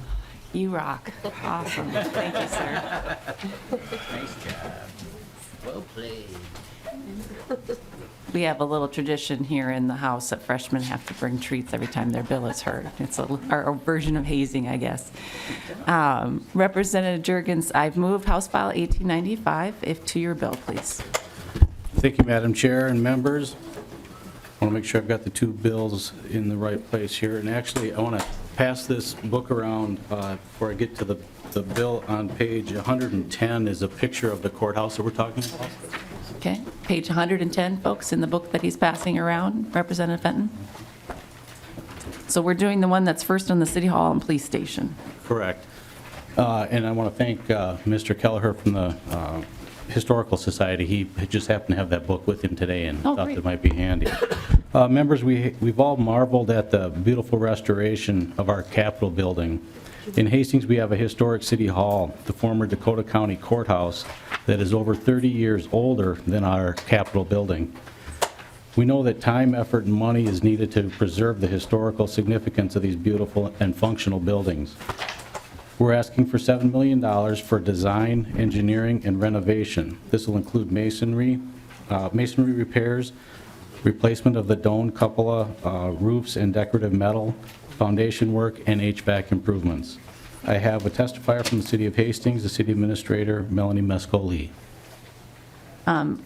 Ms. Mesco-Lee. Madam Chair and committee members, thank you for the opportunity to speak to you this morning. As Representative Jurgens mentioned, Hastings City Hall and the Public Square campus is a treasured landmark. We have been the caretakers of this campus, which includes our police station, beautiful open spaces you'll see in the pictures, and mature trees. As you approach Hastings from the north, you can't help but be taken in by the visual of this building. The City Hall, former Dakota County Courthouse, has been in service since 1871, 146 years. It holds architectural and cultural significance in the state of Minnesota. In your packet, we have provided a brief handout illustrating just some of the needs of the building. We have provided also a structural, exterior envelope, and historical correctness evaluation for City Hall. This is one of the many analyses that we have completing or are in the midst of completing to prepare a comprehensive plan for preservation and restoration of this site. Other reviews have included space and functionality needs and HVAC analyses. With 63 nationally designated historic properties and 170 locally historic properties, history is part of the Hastings community and identity. And in the late 1980s, our city council showed foresight, worked with the state, our county, and other partners to renovate the courthouse into City Hall. These buildings are part of our identity. We welcome public meetings, group retreats, historic tours.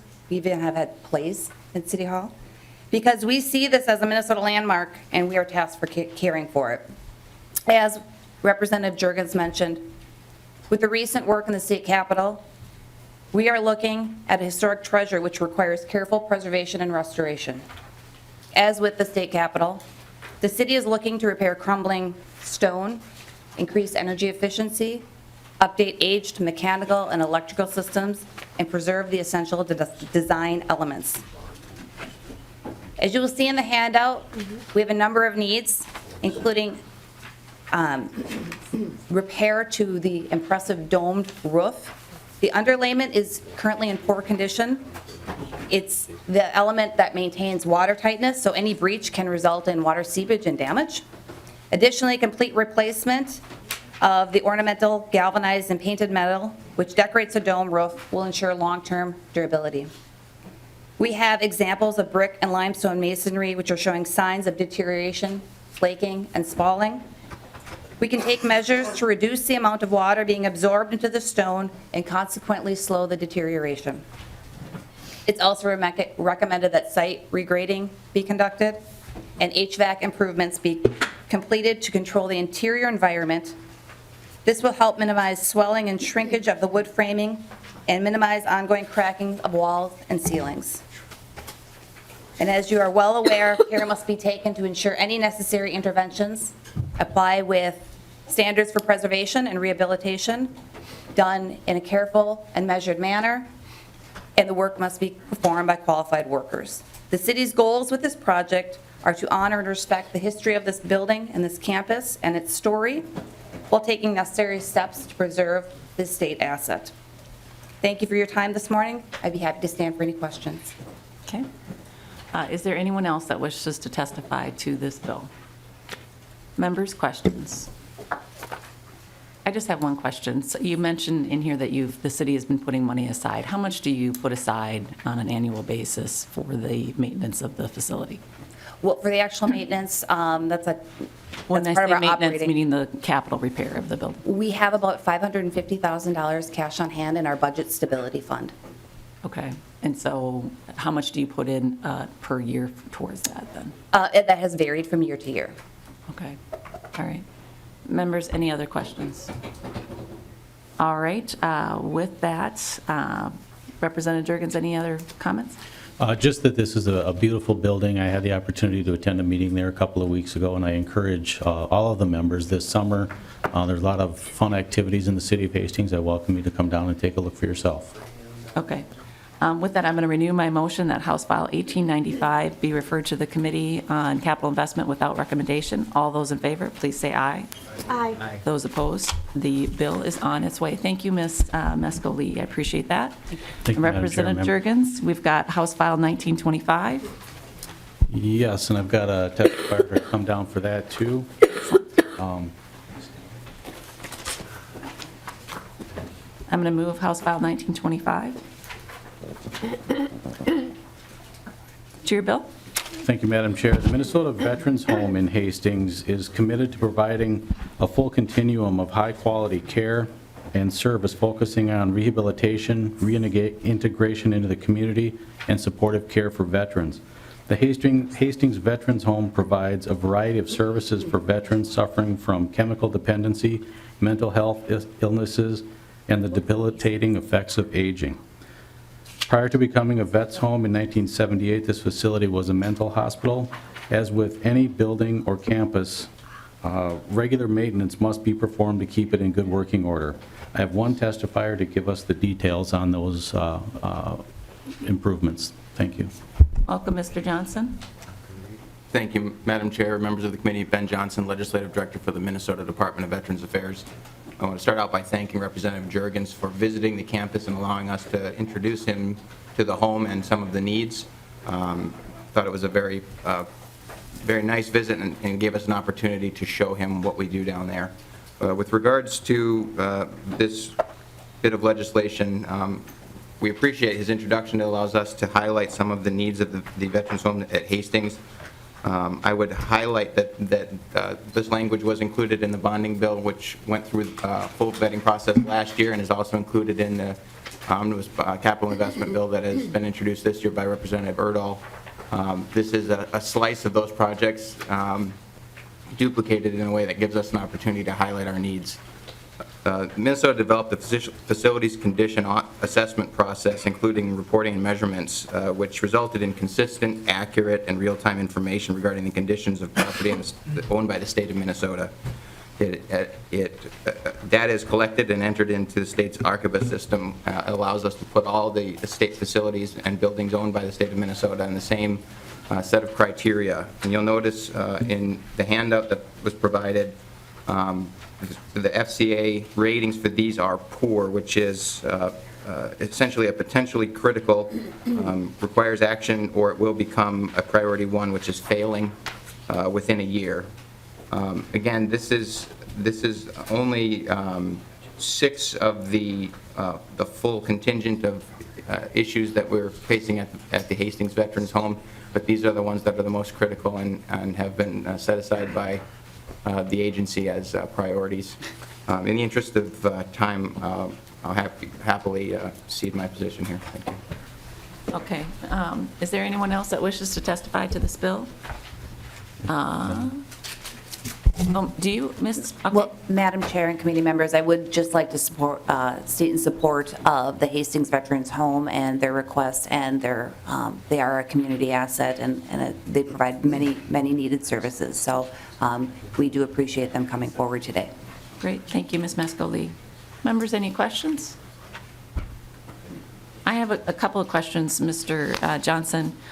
When was the last time we did the roof? Because I'm looking on page 2, and I'm just a little confused by that. So what was the last time that we did work on the roof? So, Madam Chair, to your question, portions of the roof were repaired in 2003 and again in 2008. This FCA rating is 3 fair, based on the 4 and 5 scale of the western portion of that roof. So we were able to do portions of it. However, altogether, basically 75% of the remaining roof is a 1 or a 2 rating. So combined, they're at 3, but in reality, it's been about 9 years since we've done work, and they are continuing to deteriorate. And Mr. Johnson, so how much did we spend in 2003 and 2008 for those replacement of those sections? Do you know? Madam Chair, I don't know offhand. I'd be happy to get that to you. I can get it to you today. I would. That would be great. And with it being a flat roof, if we replace it, are we going to really solve the problem, or are we going to be back again in short order? I know flat roofs are a pain in the keister, so can you help me with that? Again, Madam Chair, my understanding is that it would be addressed in a way that would be a long-term fix. I don't know. You know the longevity of it? I mean, is it a 20-year roof? How long does it? I believe it would meet, well, I believe it would meet the construction standards for longevity required by the Department of Administration, but I don't know what the actual lifespan of a new roof would be. Okay, all right. Representative Ward? Thank you, Madam Chair. And I'm thinking of maybe some longer-term ideas in terms of water collection, preservation, reuse, as long as you're working on a flat roof and maybe thinking about a different design.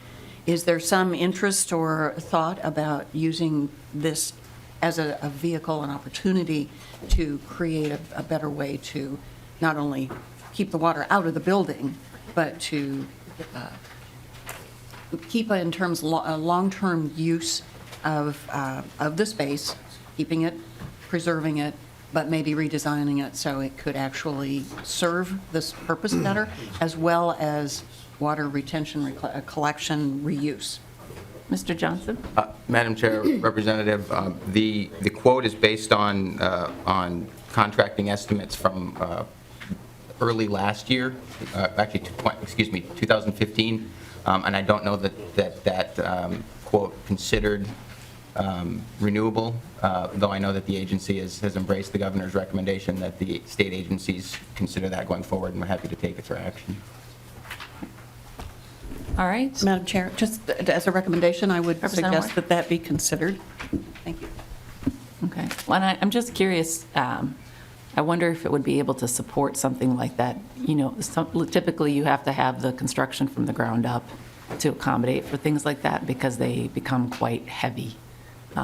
But, you know, I'm not an architect. I only, am I, yes, Representative Hugo. Thank you.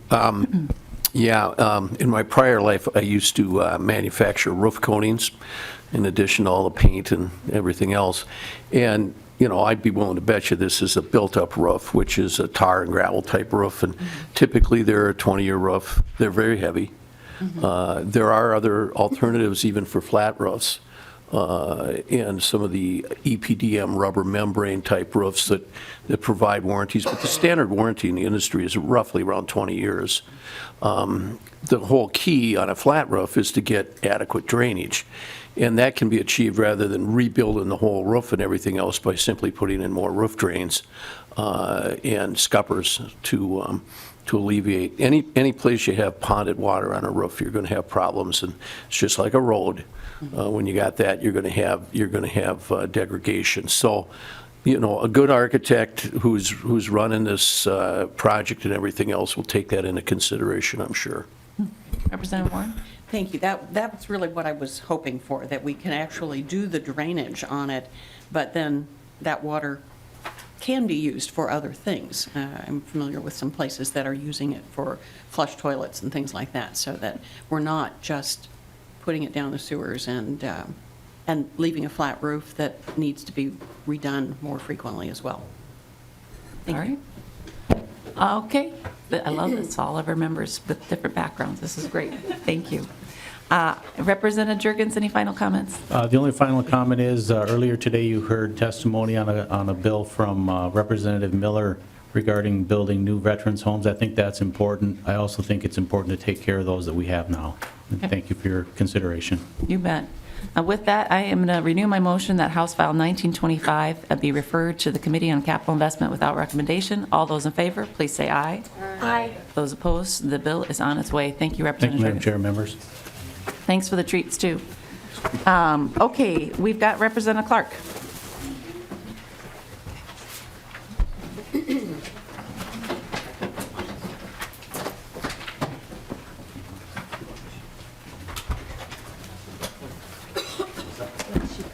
And it looks like Representative Clark, you've got an amendment as well?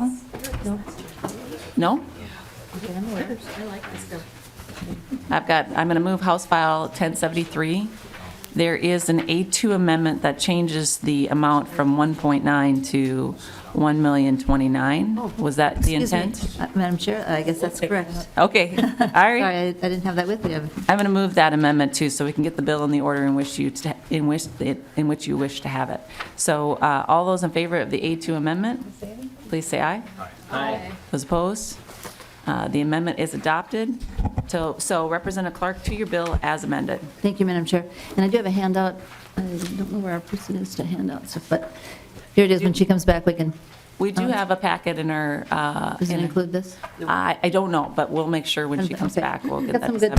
some good summaries, and we'll try to be brief. I heard your earlier request for that. We appreciate that. Thank you. I brought with me probably one of the best witnesses you could ever have, someone who's been working for many, many years on what we're trying to do here, which is restoring our Pioneers and Soldiers Cemetery located in South Minneapolis. It's an amazing cemetery. I know many of you have been there on bonding committee trips and otherwise, and it's got a historical value that is, just exceptional. So I'm going to turn it over to Susan Ware to tell you what she's been doing with this incredible asset to our state and why it's so special. And what we're asking for is very minimal in terms of helping protect the cemetery. So I'm going to turn it right over to her. We've been working on it for a while, and I hope this can be the last. I think we heard it last time, didn't we? We did. Yes, because I remember Ms. Ware. So welcome to the committee again. Thank you. Thank you for having me. Why don't you move over to the- You want me to move over there? Look at the mic. I can do that. So many of you have heard me before. Are we going to be able to get this? Oh, I'm trying to figure out, I don't know where that. You have a PowerPoint, but I think we might need a little bit of a. We also have the PowerPoint presentation in our packet. So if you want to start and she gets it going, great. If not, we can manage. Is that it? No, that's not it. Don't have it. I guess we don't have our own copy. It's right here on the computer. Okay, here we go. We'll go. Yeah. So the very first slide, I think the important thing is about the cemetery is it is listed in the National Register of Historic Sites. And what's interesting about that is it was listed, it is true it's a City of Minneapolis landmark, but it was actually in the National Register before it became a city landmark. And for many years, it was the only cemetery in the state of Minnesota listed. It's very difficult to get cemeteries listed because by definition, they're all historic, right? That's what they're about. So this one began in 1853, which means 5 years before Minnesota was a state. And we have over 20,000 people buried in this cemetery. It's at the intersection, if you're not familiar with it, the intersection of Cedar Avenue and Lake Street in South Minneapolis. Over 20,000 people, over 10,000 of them are children under the age of 10. It's the only cemetery, well, we mentioned that. In 1928, the city of Minneapolis took over responsibility for maintaining the cemetery. Before that, it had been privately owned. And they still, to this day, do maintenance on the cemetery. That one? Okay. What's interesting about this cemetery and the reason why it's listed in the National Register, it has ties to the anti-slavery movement in Minnesota through its connection with the First Baptist Church of Minneapolis. And the photograph that you have there is one of my favorite inmates, I guess, Mr. Collins. This cemetery was never racially segregated, and going back to 1853, that says quite a lot. So it has a very interesting history that way. The Lehman family who owned it attended the first, they were among the founding members of the First Baptist Church. And in the cemetery, we have members of the Native American community. We have thousands of immigrants, as you can imagine, given the timing of when people were coming to Minnesota because of the Homestead Act and assorted other things.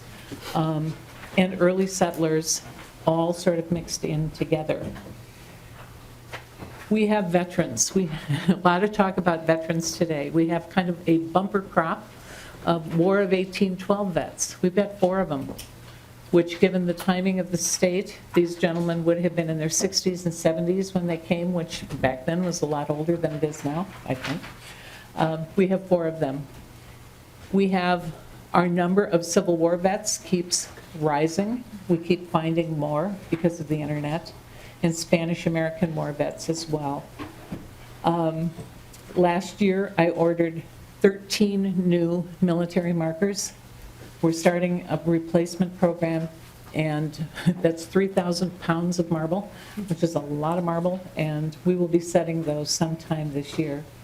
We have a Potter's Field, a pauper section with some 2,300 people buried in it, most of them new arrivals, immigrants who couldn't afford to be buried somewhere else. And the Grand Army of the Republic purchased a block of graves to keep veterans from being buried in the pauper section. And that's where, when we celebrate Memorial Day every year, which we have since 1868, the veterans place the wreaths, and where the honor guard does the 21-gun salute. The next slide is some folks who are buried there. The African-American gentleman, Captain John Cheatham, we believe is the first African-American firefighter for the city of Minneapolis.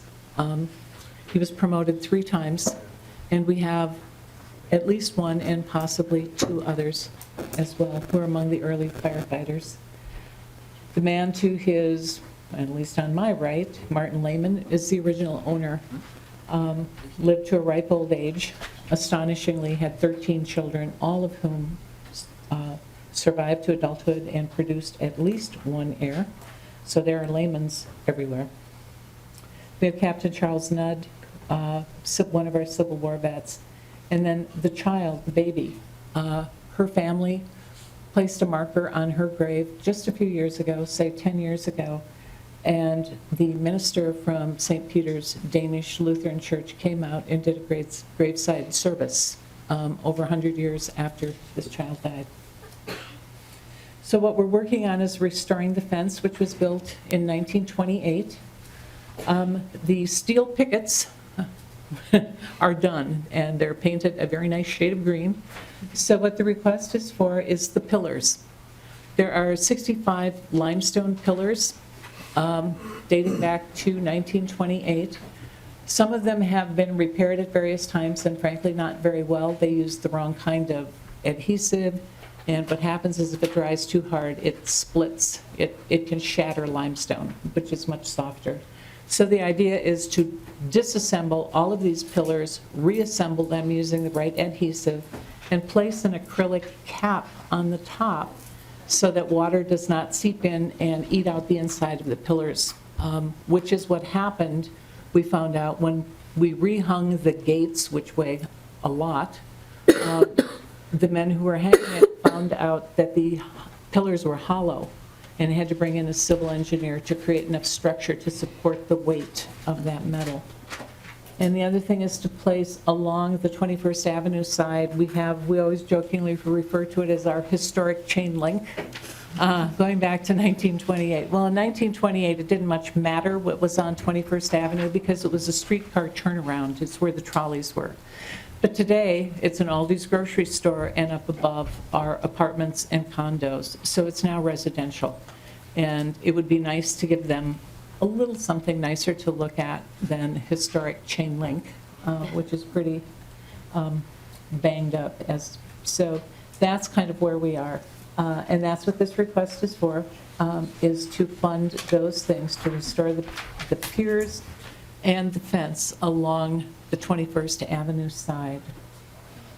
And you can see that, the financial breakdown. I'm not the expert on that, but you can see what the numbers are. So the question becomes, I guess my job, I'm chair of a group called Friends of the Cemetery, and my job is basically to make you all care about this place. The question becomes why? And the answer is because it really does capture the history of the state. It is an astonishing place, quite humble in appearance, but it tells stories that are just beyond our imagining. It's the only green space between the river and the lakes on the west end of Lake Street. So for a very big stretch, it's 22 acres.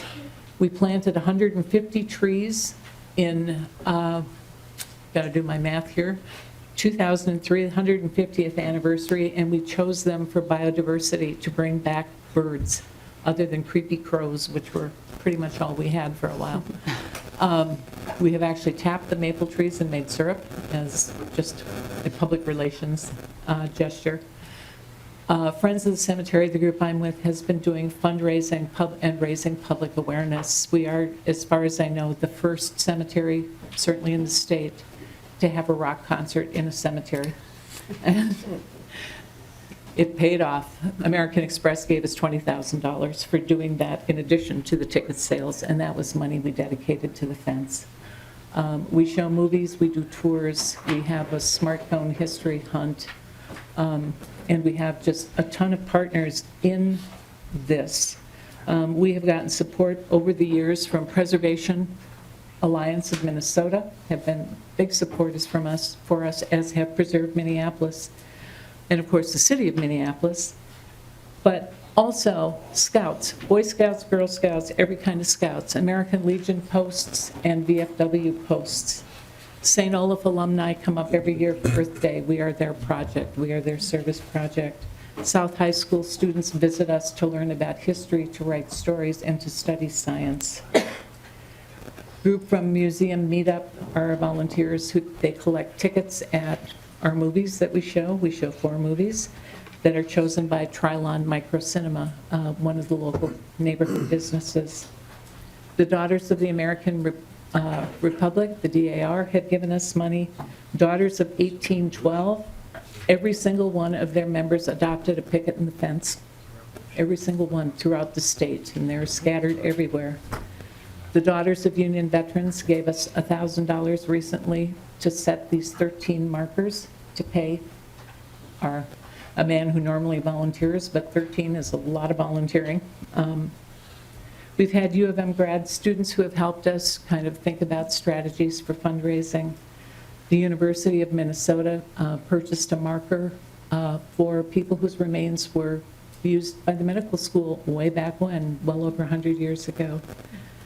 The Friends and Neighbors in the Phillips community, which is where this is housed, and the Alley newspaper, where I'm writing column 145 this weekend. So the question is, what's new?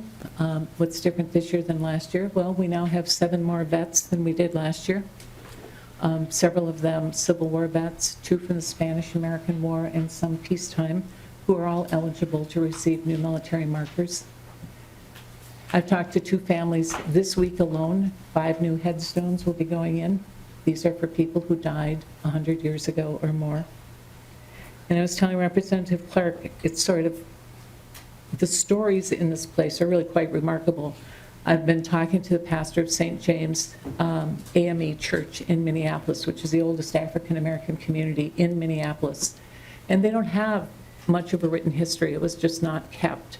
And I said, I think I have some of your people. And I am willing to, anything I've got is yours. And in the process of looking for more people, I came across a man whose name is John Wesley Justice, who may or may not have been a member of that church. But he died in 1909 from TB. And what's interesting about him is he was born in Virginia, African-American man, in 1871. His father was named Isaac Justice, and he was born in Virginia, 1837. So all of a sudden I'm thinking, this gentleman was probably a slave. What becomes even more interesting is his father was also named Isaac, but his family's name was Hope. So the family name shifted from Hope to Justice at the time of the Civil War. That's our expense. Great, thank you, Ms. Ware, I appreciate it. Is there anyone else that wishes to testify on this bill? Questions, members? Representative Dettmer. Yeah, thank you, Madam Chair. And any of the veterans that, we have approximately 72 Medal of Honor recipient veterans, and many of those were from the Civil War. From your recollection or from your records, are any of those buried in that cemetery? That I don't know, but we have a volunteer who is very, very actively working on finding out exactly those kinds of things. What's interesting is we sort of gain, I don't know how you can gain and lose vets, but some people that were earlier identified as vets have turned out, with a name like John Johnson in Minnesota, you have kind of a challenge figuring out what it is. So he's looking at people, so we have First Minnesota folks who are at Gettysburg. We know we have several of those, and they're very interesting. The stories themselves are kind of fascinating, so we will find out. Thank you. It just takes a while, so. Okay, members, any other questions? Representative Clark, final comments? Thank you, Madam Chair. I really hope that we can move this bill forward and help protect the cemetery and everything that you've heard about it today. Thank you. Great. I'm going to renew my motion that House File 1073, as amended, be referred to the Committee on Capital Investment without recommendation. All those in favor, please say aye. Aye. Those opposed? The bill is on its way. Thank you, Representative Clark. Representative Dettmer.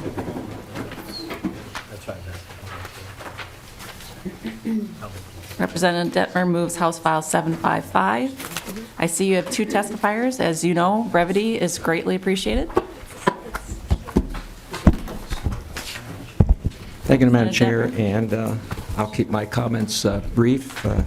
The bill, House File 755, is a bill that would provide $250,000 from the state to complete the Medal of Honor memorial that is to be located near the Veterans Service Building in the Capitol Complex. I think most of you know where that fountain that hasn't worked for years, but that's going to be the location for this memorial. We had a groundbreaking ceremony last summer, and the memorial was authorized in 2016 session. And one thing that I am very happy about is the money would only be available for the project if the rest of the cost of the memorial is provided through a non-state funds. You know, they've been doing a very good job raising non-state funds, matching funds. So I'd like to turn it over to, we have 3 people here, but only 2 are going to testify. Thank you. Appreciate it. Welcome to the committee. Please state your name for the record. Good afternoon. I am Tiffany Kovaleski, and I'm the co-chair for the Minnesota Medal of Honor Memorial. And I'm joined here with Paul Mandel with the CAP Board and the chairman of the memorial, John Kramer. I'm speaking today on behalf of our nonprofit 501c3 board and on the House File 755 for an appropriation of $250,000 for a memorial being built directly under the Veterans Services Building on our Capitol Mall. It's nice to see some familiar faces, and I apologize if this is redundant here, but I'll make this very quick with our notes here. For those that are unfamiliar with the Medal of Honor, it is our nation's highest and rarest military decoration awarded by the President of the United States in the name of Congress. There are currently 75 living Medal of Honor recipients in the United States, and there are about 3,500 total. Considering the nature of the criteria, most receive this posthumously. The state of Minnesota has 72 accredited Medal of Honor recipients that received, the majority of them received this during the Civil War. Currently, there is one Medal of Honor, living Medal of Honor recipient, Leo Thorsness. He was born and raised in the Little House on the Prairie, Walnut Grove. He and his wife, Gailey, reside in Florida currently. The living Medal of Honor recipients make up the society, and the society has created the Medal of Honor Foundation, which has 2 entities. The Citizen Honors Awardees, which is a program that you can nominate local citizens that have gone above and beyond the call of duty, and the Character Development Program. The Character Development Program is based on the 6 characteristics of the Medal of Honor, and the recipients themselves go around to school visits and teach the children about the 6 characteristics that they themselves can be heroes within themselves, even on their worst days too. This program, this resource, is open for every child, no matter their sex, their religion, refugee, you name it. There is no discrimination whatsoever. I've been fortunate enough to be able to be part of a team over the last 2 years in conjunction with the Medal of Honor Convention last year, in which we were able to hold 5 CDP trainings, over 250 teachers in attendance, 17 school visits, and the statistics kind of go on and on. I highly recommend any of you, if you'd like to attend a training like Representative Pugh, that you're more than welcome to always attend. We would be more than happy to have you. This is also a free resource. There is no funding required for the character development program. So since then, the Medal of Honor Memorial has taken this lasting value that the convention has put forth, and we want to make sure that this doesn't go all for nothing. So the memorial itself is on our Capitol Mall, and for those of you that were able to partake in the groundbreaking ceremony that we had on October 3rd, it was quite successful. To date, since the ceremony, we have started soliciting funds for this. We're asking for a $250,000 appropriation from the state of Minnesota, which is a 1-to-2 ratio on the recommendation of the CAP board, which is not very uncommon to ask for. The total cost project is $780,000 for the memorial itself. And we've recently started sponsorship. We've verbally had around $100,000 of verbal agreements, and we have meetings scheduled in the next coming months with major corporations that have interests that have already donated to the convention that are interested in continuing on this legacy within our state of Minnesota. For those of you that are familiar with the location of this, directly under the Veteran Services Building, there is the Promise of Youth sculpture. We're going to be taking this Promise of Youth sculpture and repurposing it.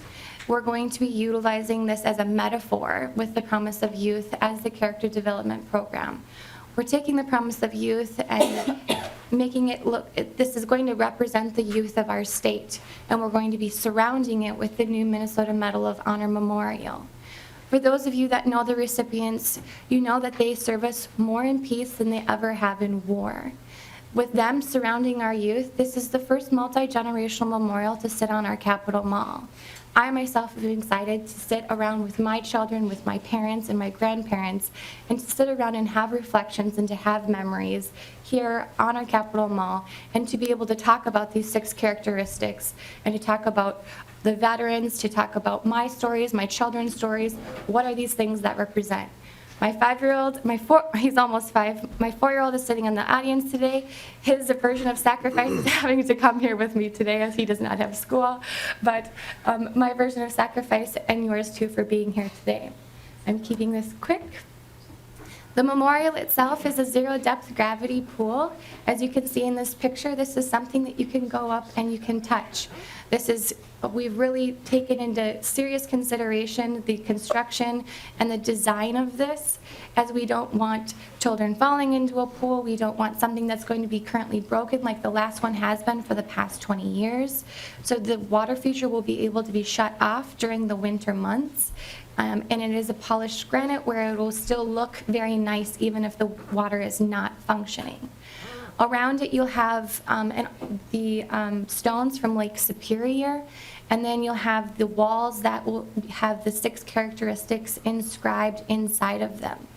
We do plan on having an annual event every year that will generate families to come onto the Capitol Mall, as it's estimated 200,000 people attend the Capitol Mall annually. We'll also have family participation, and I don't want to say scavenger hunts because that is not the word that we want to use, but we will have some type of forum where families will be able to interact with the community and one another and have a day on the Capitol Mall. With that being said, we're very, very excited to have this multi-generational memorial to provide a place of reflection for all ages. And I'm open for any questions, and Paul Mandel is here with the Capital Area Planning Board that can answer any of the technical questions as far as the memorial feature itself. Thank you for your time. Thank you, Ms. Kowaleski. Does your son want a treat at home? Fortunately, thank you, Madam Chair, John Holtquist already got him an Irish cookie. Good.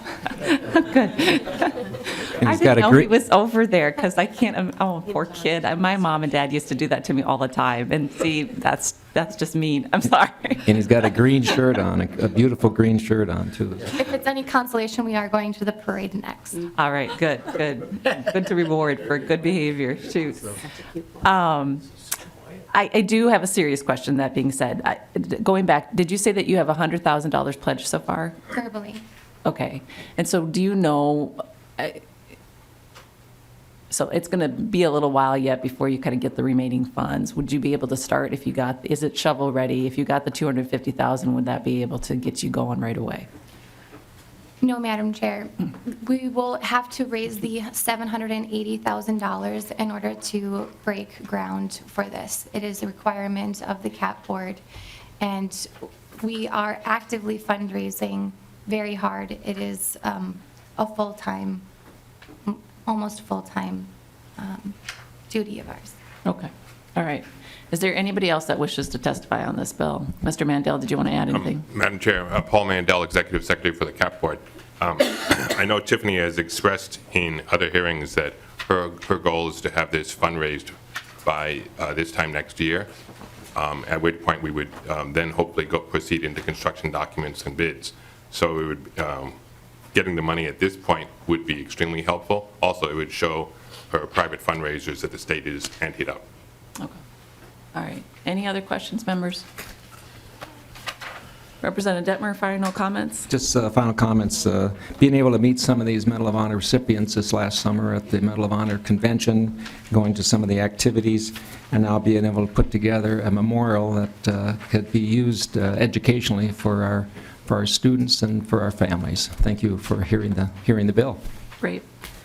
With that, Representative Dettmer renews his motion that House File 755 be referred to the Committee on Capital Investment without recommendation. All of those in favor, please say aye. Aye. Those opposed?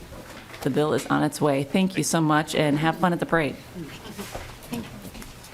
Members, I'm going to move House File 2336, our last bill on the agenda. And this is going to be laid over for possible inclusion in the state government finance bill. Members, this bill is dealing with free filing of your taxes. This is something that Representative Joachim had a bill, not the same, but with the same concept in mind. Senator Rest has carried this legislation for a couple of years as well. And for me, I see it as an opportunity for us to make the lives of our citizens easier, and then also to achieve some cost savings for the state as well. This is something that has been done in the state of California. And when it was initially set up, of course, there was folks, tax preparers, that were opposed to it because it takes business away from them. But what it does in the end game is it makes the process of filing your taxes easier. And, you know, though we're kind of used to government documents and forms and things like that because we deal with them on a day-to-day basis, for the average Joe citizen, the process itself is rather intimidating. And I think about my sister who files very simple taxes, and she just gets every year like stressed out over filing her taxes. And I think it's more about the fact that you don't want to screw up because you don't want to have the IRS coming after you, and you know, just that fear of making an error. And so for citizens, this bill is an effort to make it easier for them by having the Department of Revenue offer this. And what would happen is the Department of Revenue would send out to them, they get all the information with your W-2s and all that, and they basically pre-fill out the form for you, and then they send it to you, and you look it over to make sure that everything is correct. And if you want to amend it, you can amend it. If you don't and you're good with it, then it goes back to the state, and the state files it, and boom, you're done. On the state of California, when they did this, they said the average cost for doing this return would be 34 cents compared to the traditional way that you do it at $2.59. So you're seeing a significant cost savings by going this route. So that's the idea behind this. I know the Department of Revenue said that they might want to comment on this. I don't see Mr. Cummings here today. Is he? Oh, you're hiding. Come on down. I know the department wants to speak to it as well. Yes.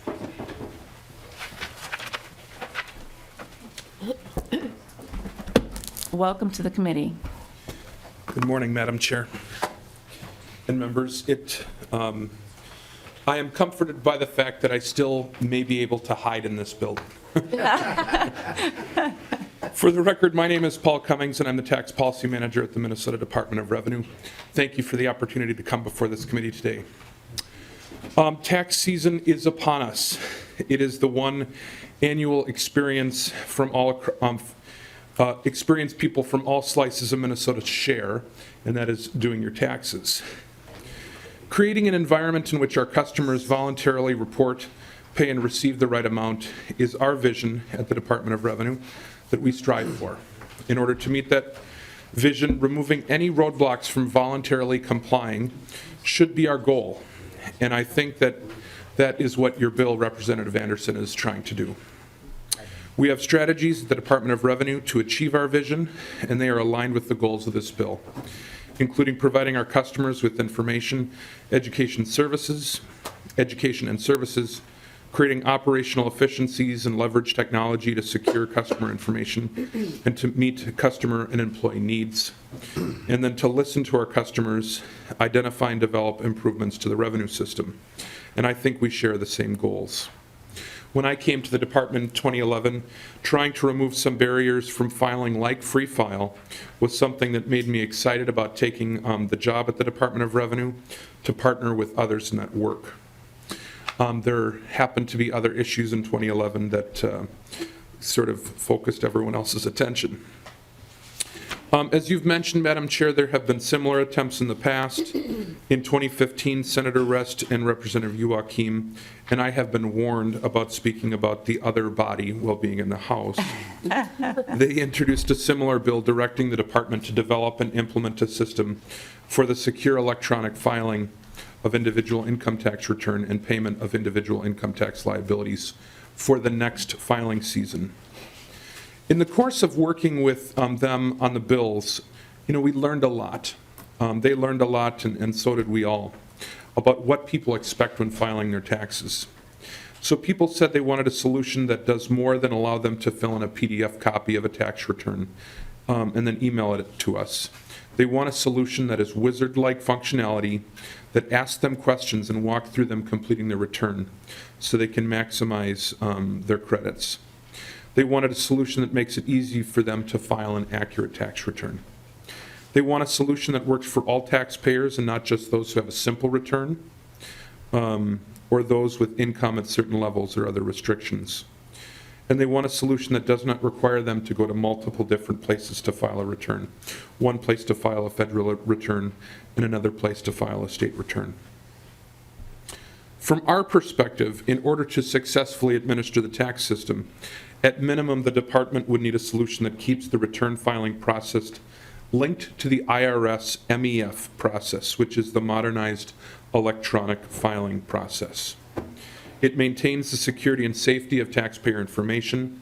It does not create an environment for filing of fraudulent returns.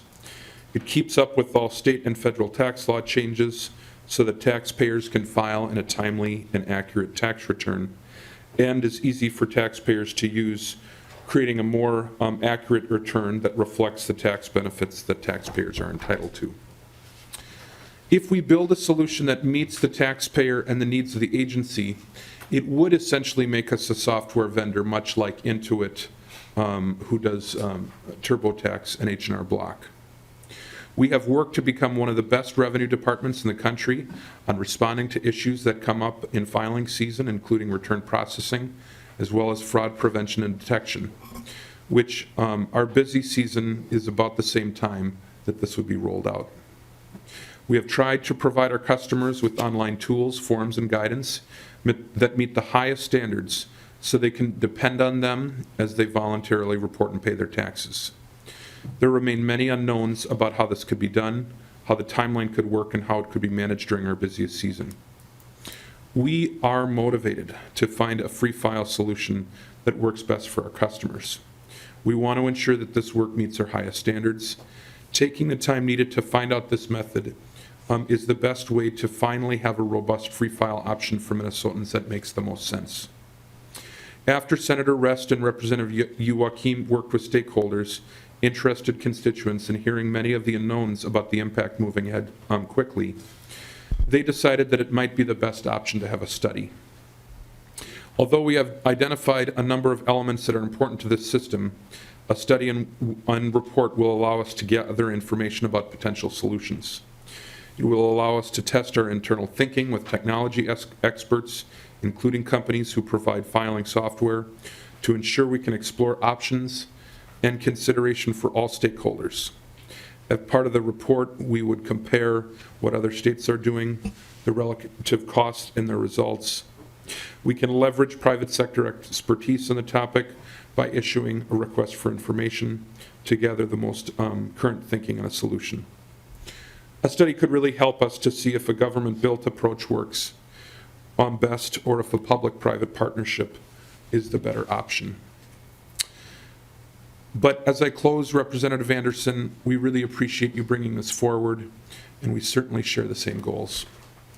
As this bill moves forward to other stops, as taxes or others, we look forward to continuing the conversation with you, Chair Anderson, other interested members, stakeholders, and staff.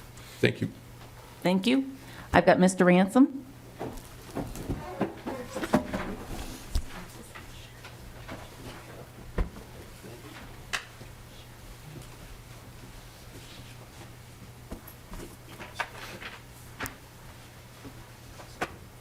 Welcome to the committee. Please state your name for the record and who you represent. Thank you, Madam Chair and members of the committee. My name is David Ransom. I'm a partner at the law firm McDermott, Will & Emery in Washington, D.C., where I lobby and practice law. And parenthetically, I'll try to be brief, but parenthetically, it's always good to come back to St. Paul. I'm a graduate of William Mitchell, graduated there in 1992. It's now, as you know, Mitchell Hamlin. So today I come before the committee as counsel of the American Coalition for Taxpayer Rights, a 13-member national trade association of the nation's largest tax preparers and the financial institutions that offer tax time bank products that are chosen by millions of Americans each tax season. ACTR members are the most recognizable names in the tax preparation industry and include companies that offer retail tax preparation services, do-it-yourself tax software, and professional tax preparation products. We are very familiar with legislation such as House File 2336 and its Senate companion, and believe that such efforts, even while well-intentioned, are nevertheless unwarranted and potentially very expensive for the state and its taxpayers. Based on our experience with similar efforts in other states, we question whether the state would want to assume the role of tax preparer alongside its existing and appropriate roles of assessing tax returns for compliance with state law and as a tax enforcement agency. This legislation, if enacted, would require an expensive infusion of additional monetary resources to the State Department of Revenue to allow it to build the software and systems that would be necessary. Mr. Cummings, I believe it was Mr. Cummings, alluded to that. We are not aware of a cost estimate of the bill's procurement requirements. Today, though, these are expenditures that are made by private sector companies like ACTR members that provide services to Minnesota taxpayers in an efficient and economical manner. There are several reasons to oppose the bill, and I'll outline just a few and be happy to take any questions.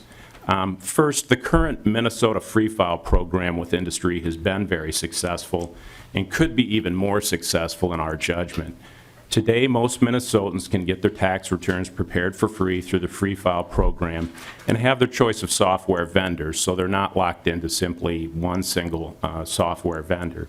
Since 2003, more than a dozen private sector tax preparation companies have made their software available free of charge to taxpayers earning less than $64,000 per year. That figure is adjusted annually, so it always covers the lowest earning 70% of U.S. taxpayers. If Minnesota were to enact this legislation under consideration, the Free File program rules, which are established by the IRS in the states, would require the termination of the program, and Minnesotans would no longer be able to avail themselves of the Free File program. Secondly, other states that have built government-run tax filing systems have chosen to discontinue them. Several have, including South Carolina, New York, Virginia, and Massachusetts. In fact, New York and Massachusetts, after discontinuing their state-run programs, have begun to participate in the Free File program again. And just very briefly, two other points. There are practical issues that need to be considered by policymakers such as you if you were to establish a state-run program. You would need, for example, to establish 800 call centers for taxpayers who run into problems with their tax filing. Also, you would need to build a system that could handle a high number of returns at peak times of the tax filing season, usually early and late in the tax filing season, as you would expect. So we believe this could force the Department of Revenue to divert funding, employees, and resources from other critical issues and activities. And then finally, there are potential inherent conflicts of interest when the state itself is not only the tax auditor and the tax investigator and the tax enforcer, but also the tax preparer. For example, just to outline a couple, you'd have to determine would the state use the keystrokes of a taxpayer on a state-run system to guide audits? For example, would the state flag a return if a taxpayer changed his or her charitable deduction in the return? The implications for having the state function as the tax preparer as well as the auditor enforcer are profound, and we would argue need to be considered by you, the policymakers. In conclusion, we support the public interest objective of providing assured access to free tax preparation and e-filing services for those who need the most. The Minnesota Free File program provides truly free services and does so at no cost to the state or to the individual, and it provides both state and federal returns. With this in mind, we would recommend that the public interest could be best advanced by perfecting this bill to instead make the Minnesota Free File program permanent as a matter of law, just as Virginia and Mississippi have done for their taxpayers. We would enthusiastically support such a bill and recommend it for your consideration. I want to thank you for your time and would be happy to answer any questions. Thank you, Mr. Ransom. Is there anyone else that wishes to testify to this bill? Members, questions? Representative Quam? Thank you, Madam Chair, and I enjoyed the testimony from Mr. Cummings. It confirmed the, I guess, popular belief. He said Minnesota's Department of Revenue was #1 in the nation, and there confirms that Minnesota's the best at collecting taxes. But to the bill, I had two queries. One, and it could be offline, I know this is under development, would this free file, those returns be exempt from audit, since the state would both be the preparer and the auditor? And the other question is confirmation that no additional data would be provided if you go through this process than the state already would have or would get with a normal return. Those are just the two questions I had. Sure. And Representative Quam, on the question of access to data, they would only have the data that would traditionally be involved in filing your taxes, so that wouldn't change at all. Mr. Cummings, can you come to the table? I would assume that people would be free from audit if they were to file this way, but can you verify? Thank you, Mr. Ransom. I appreciate your testimony. Thank you.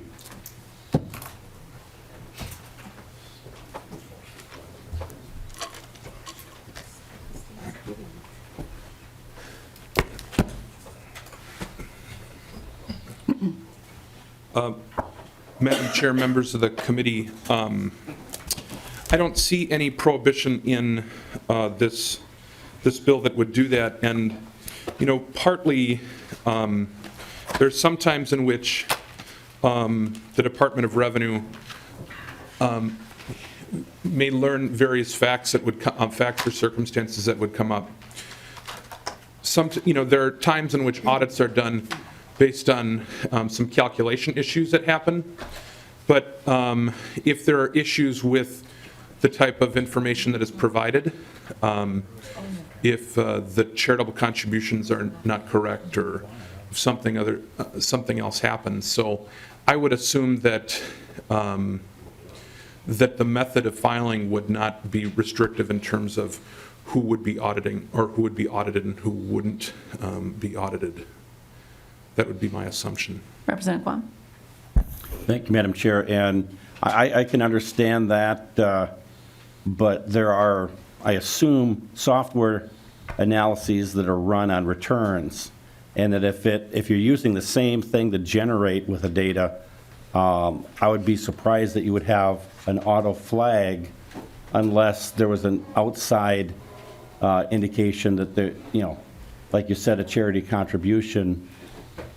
But I would think that if you're going to be flagging it with that software, you would let the person know ahead of time, we've got additional concern and queries. I mean, that would just be an automatic process if the state was doing it. So don't want to drag this on and belabor it, but I think that's one point that maybe a little bit of research and offline communication would be useful. Any other questions? Representative Olson.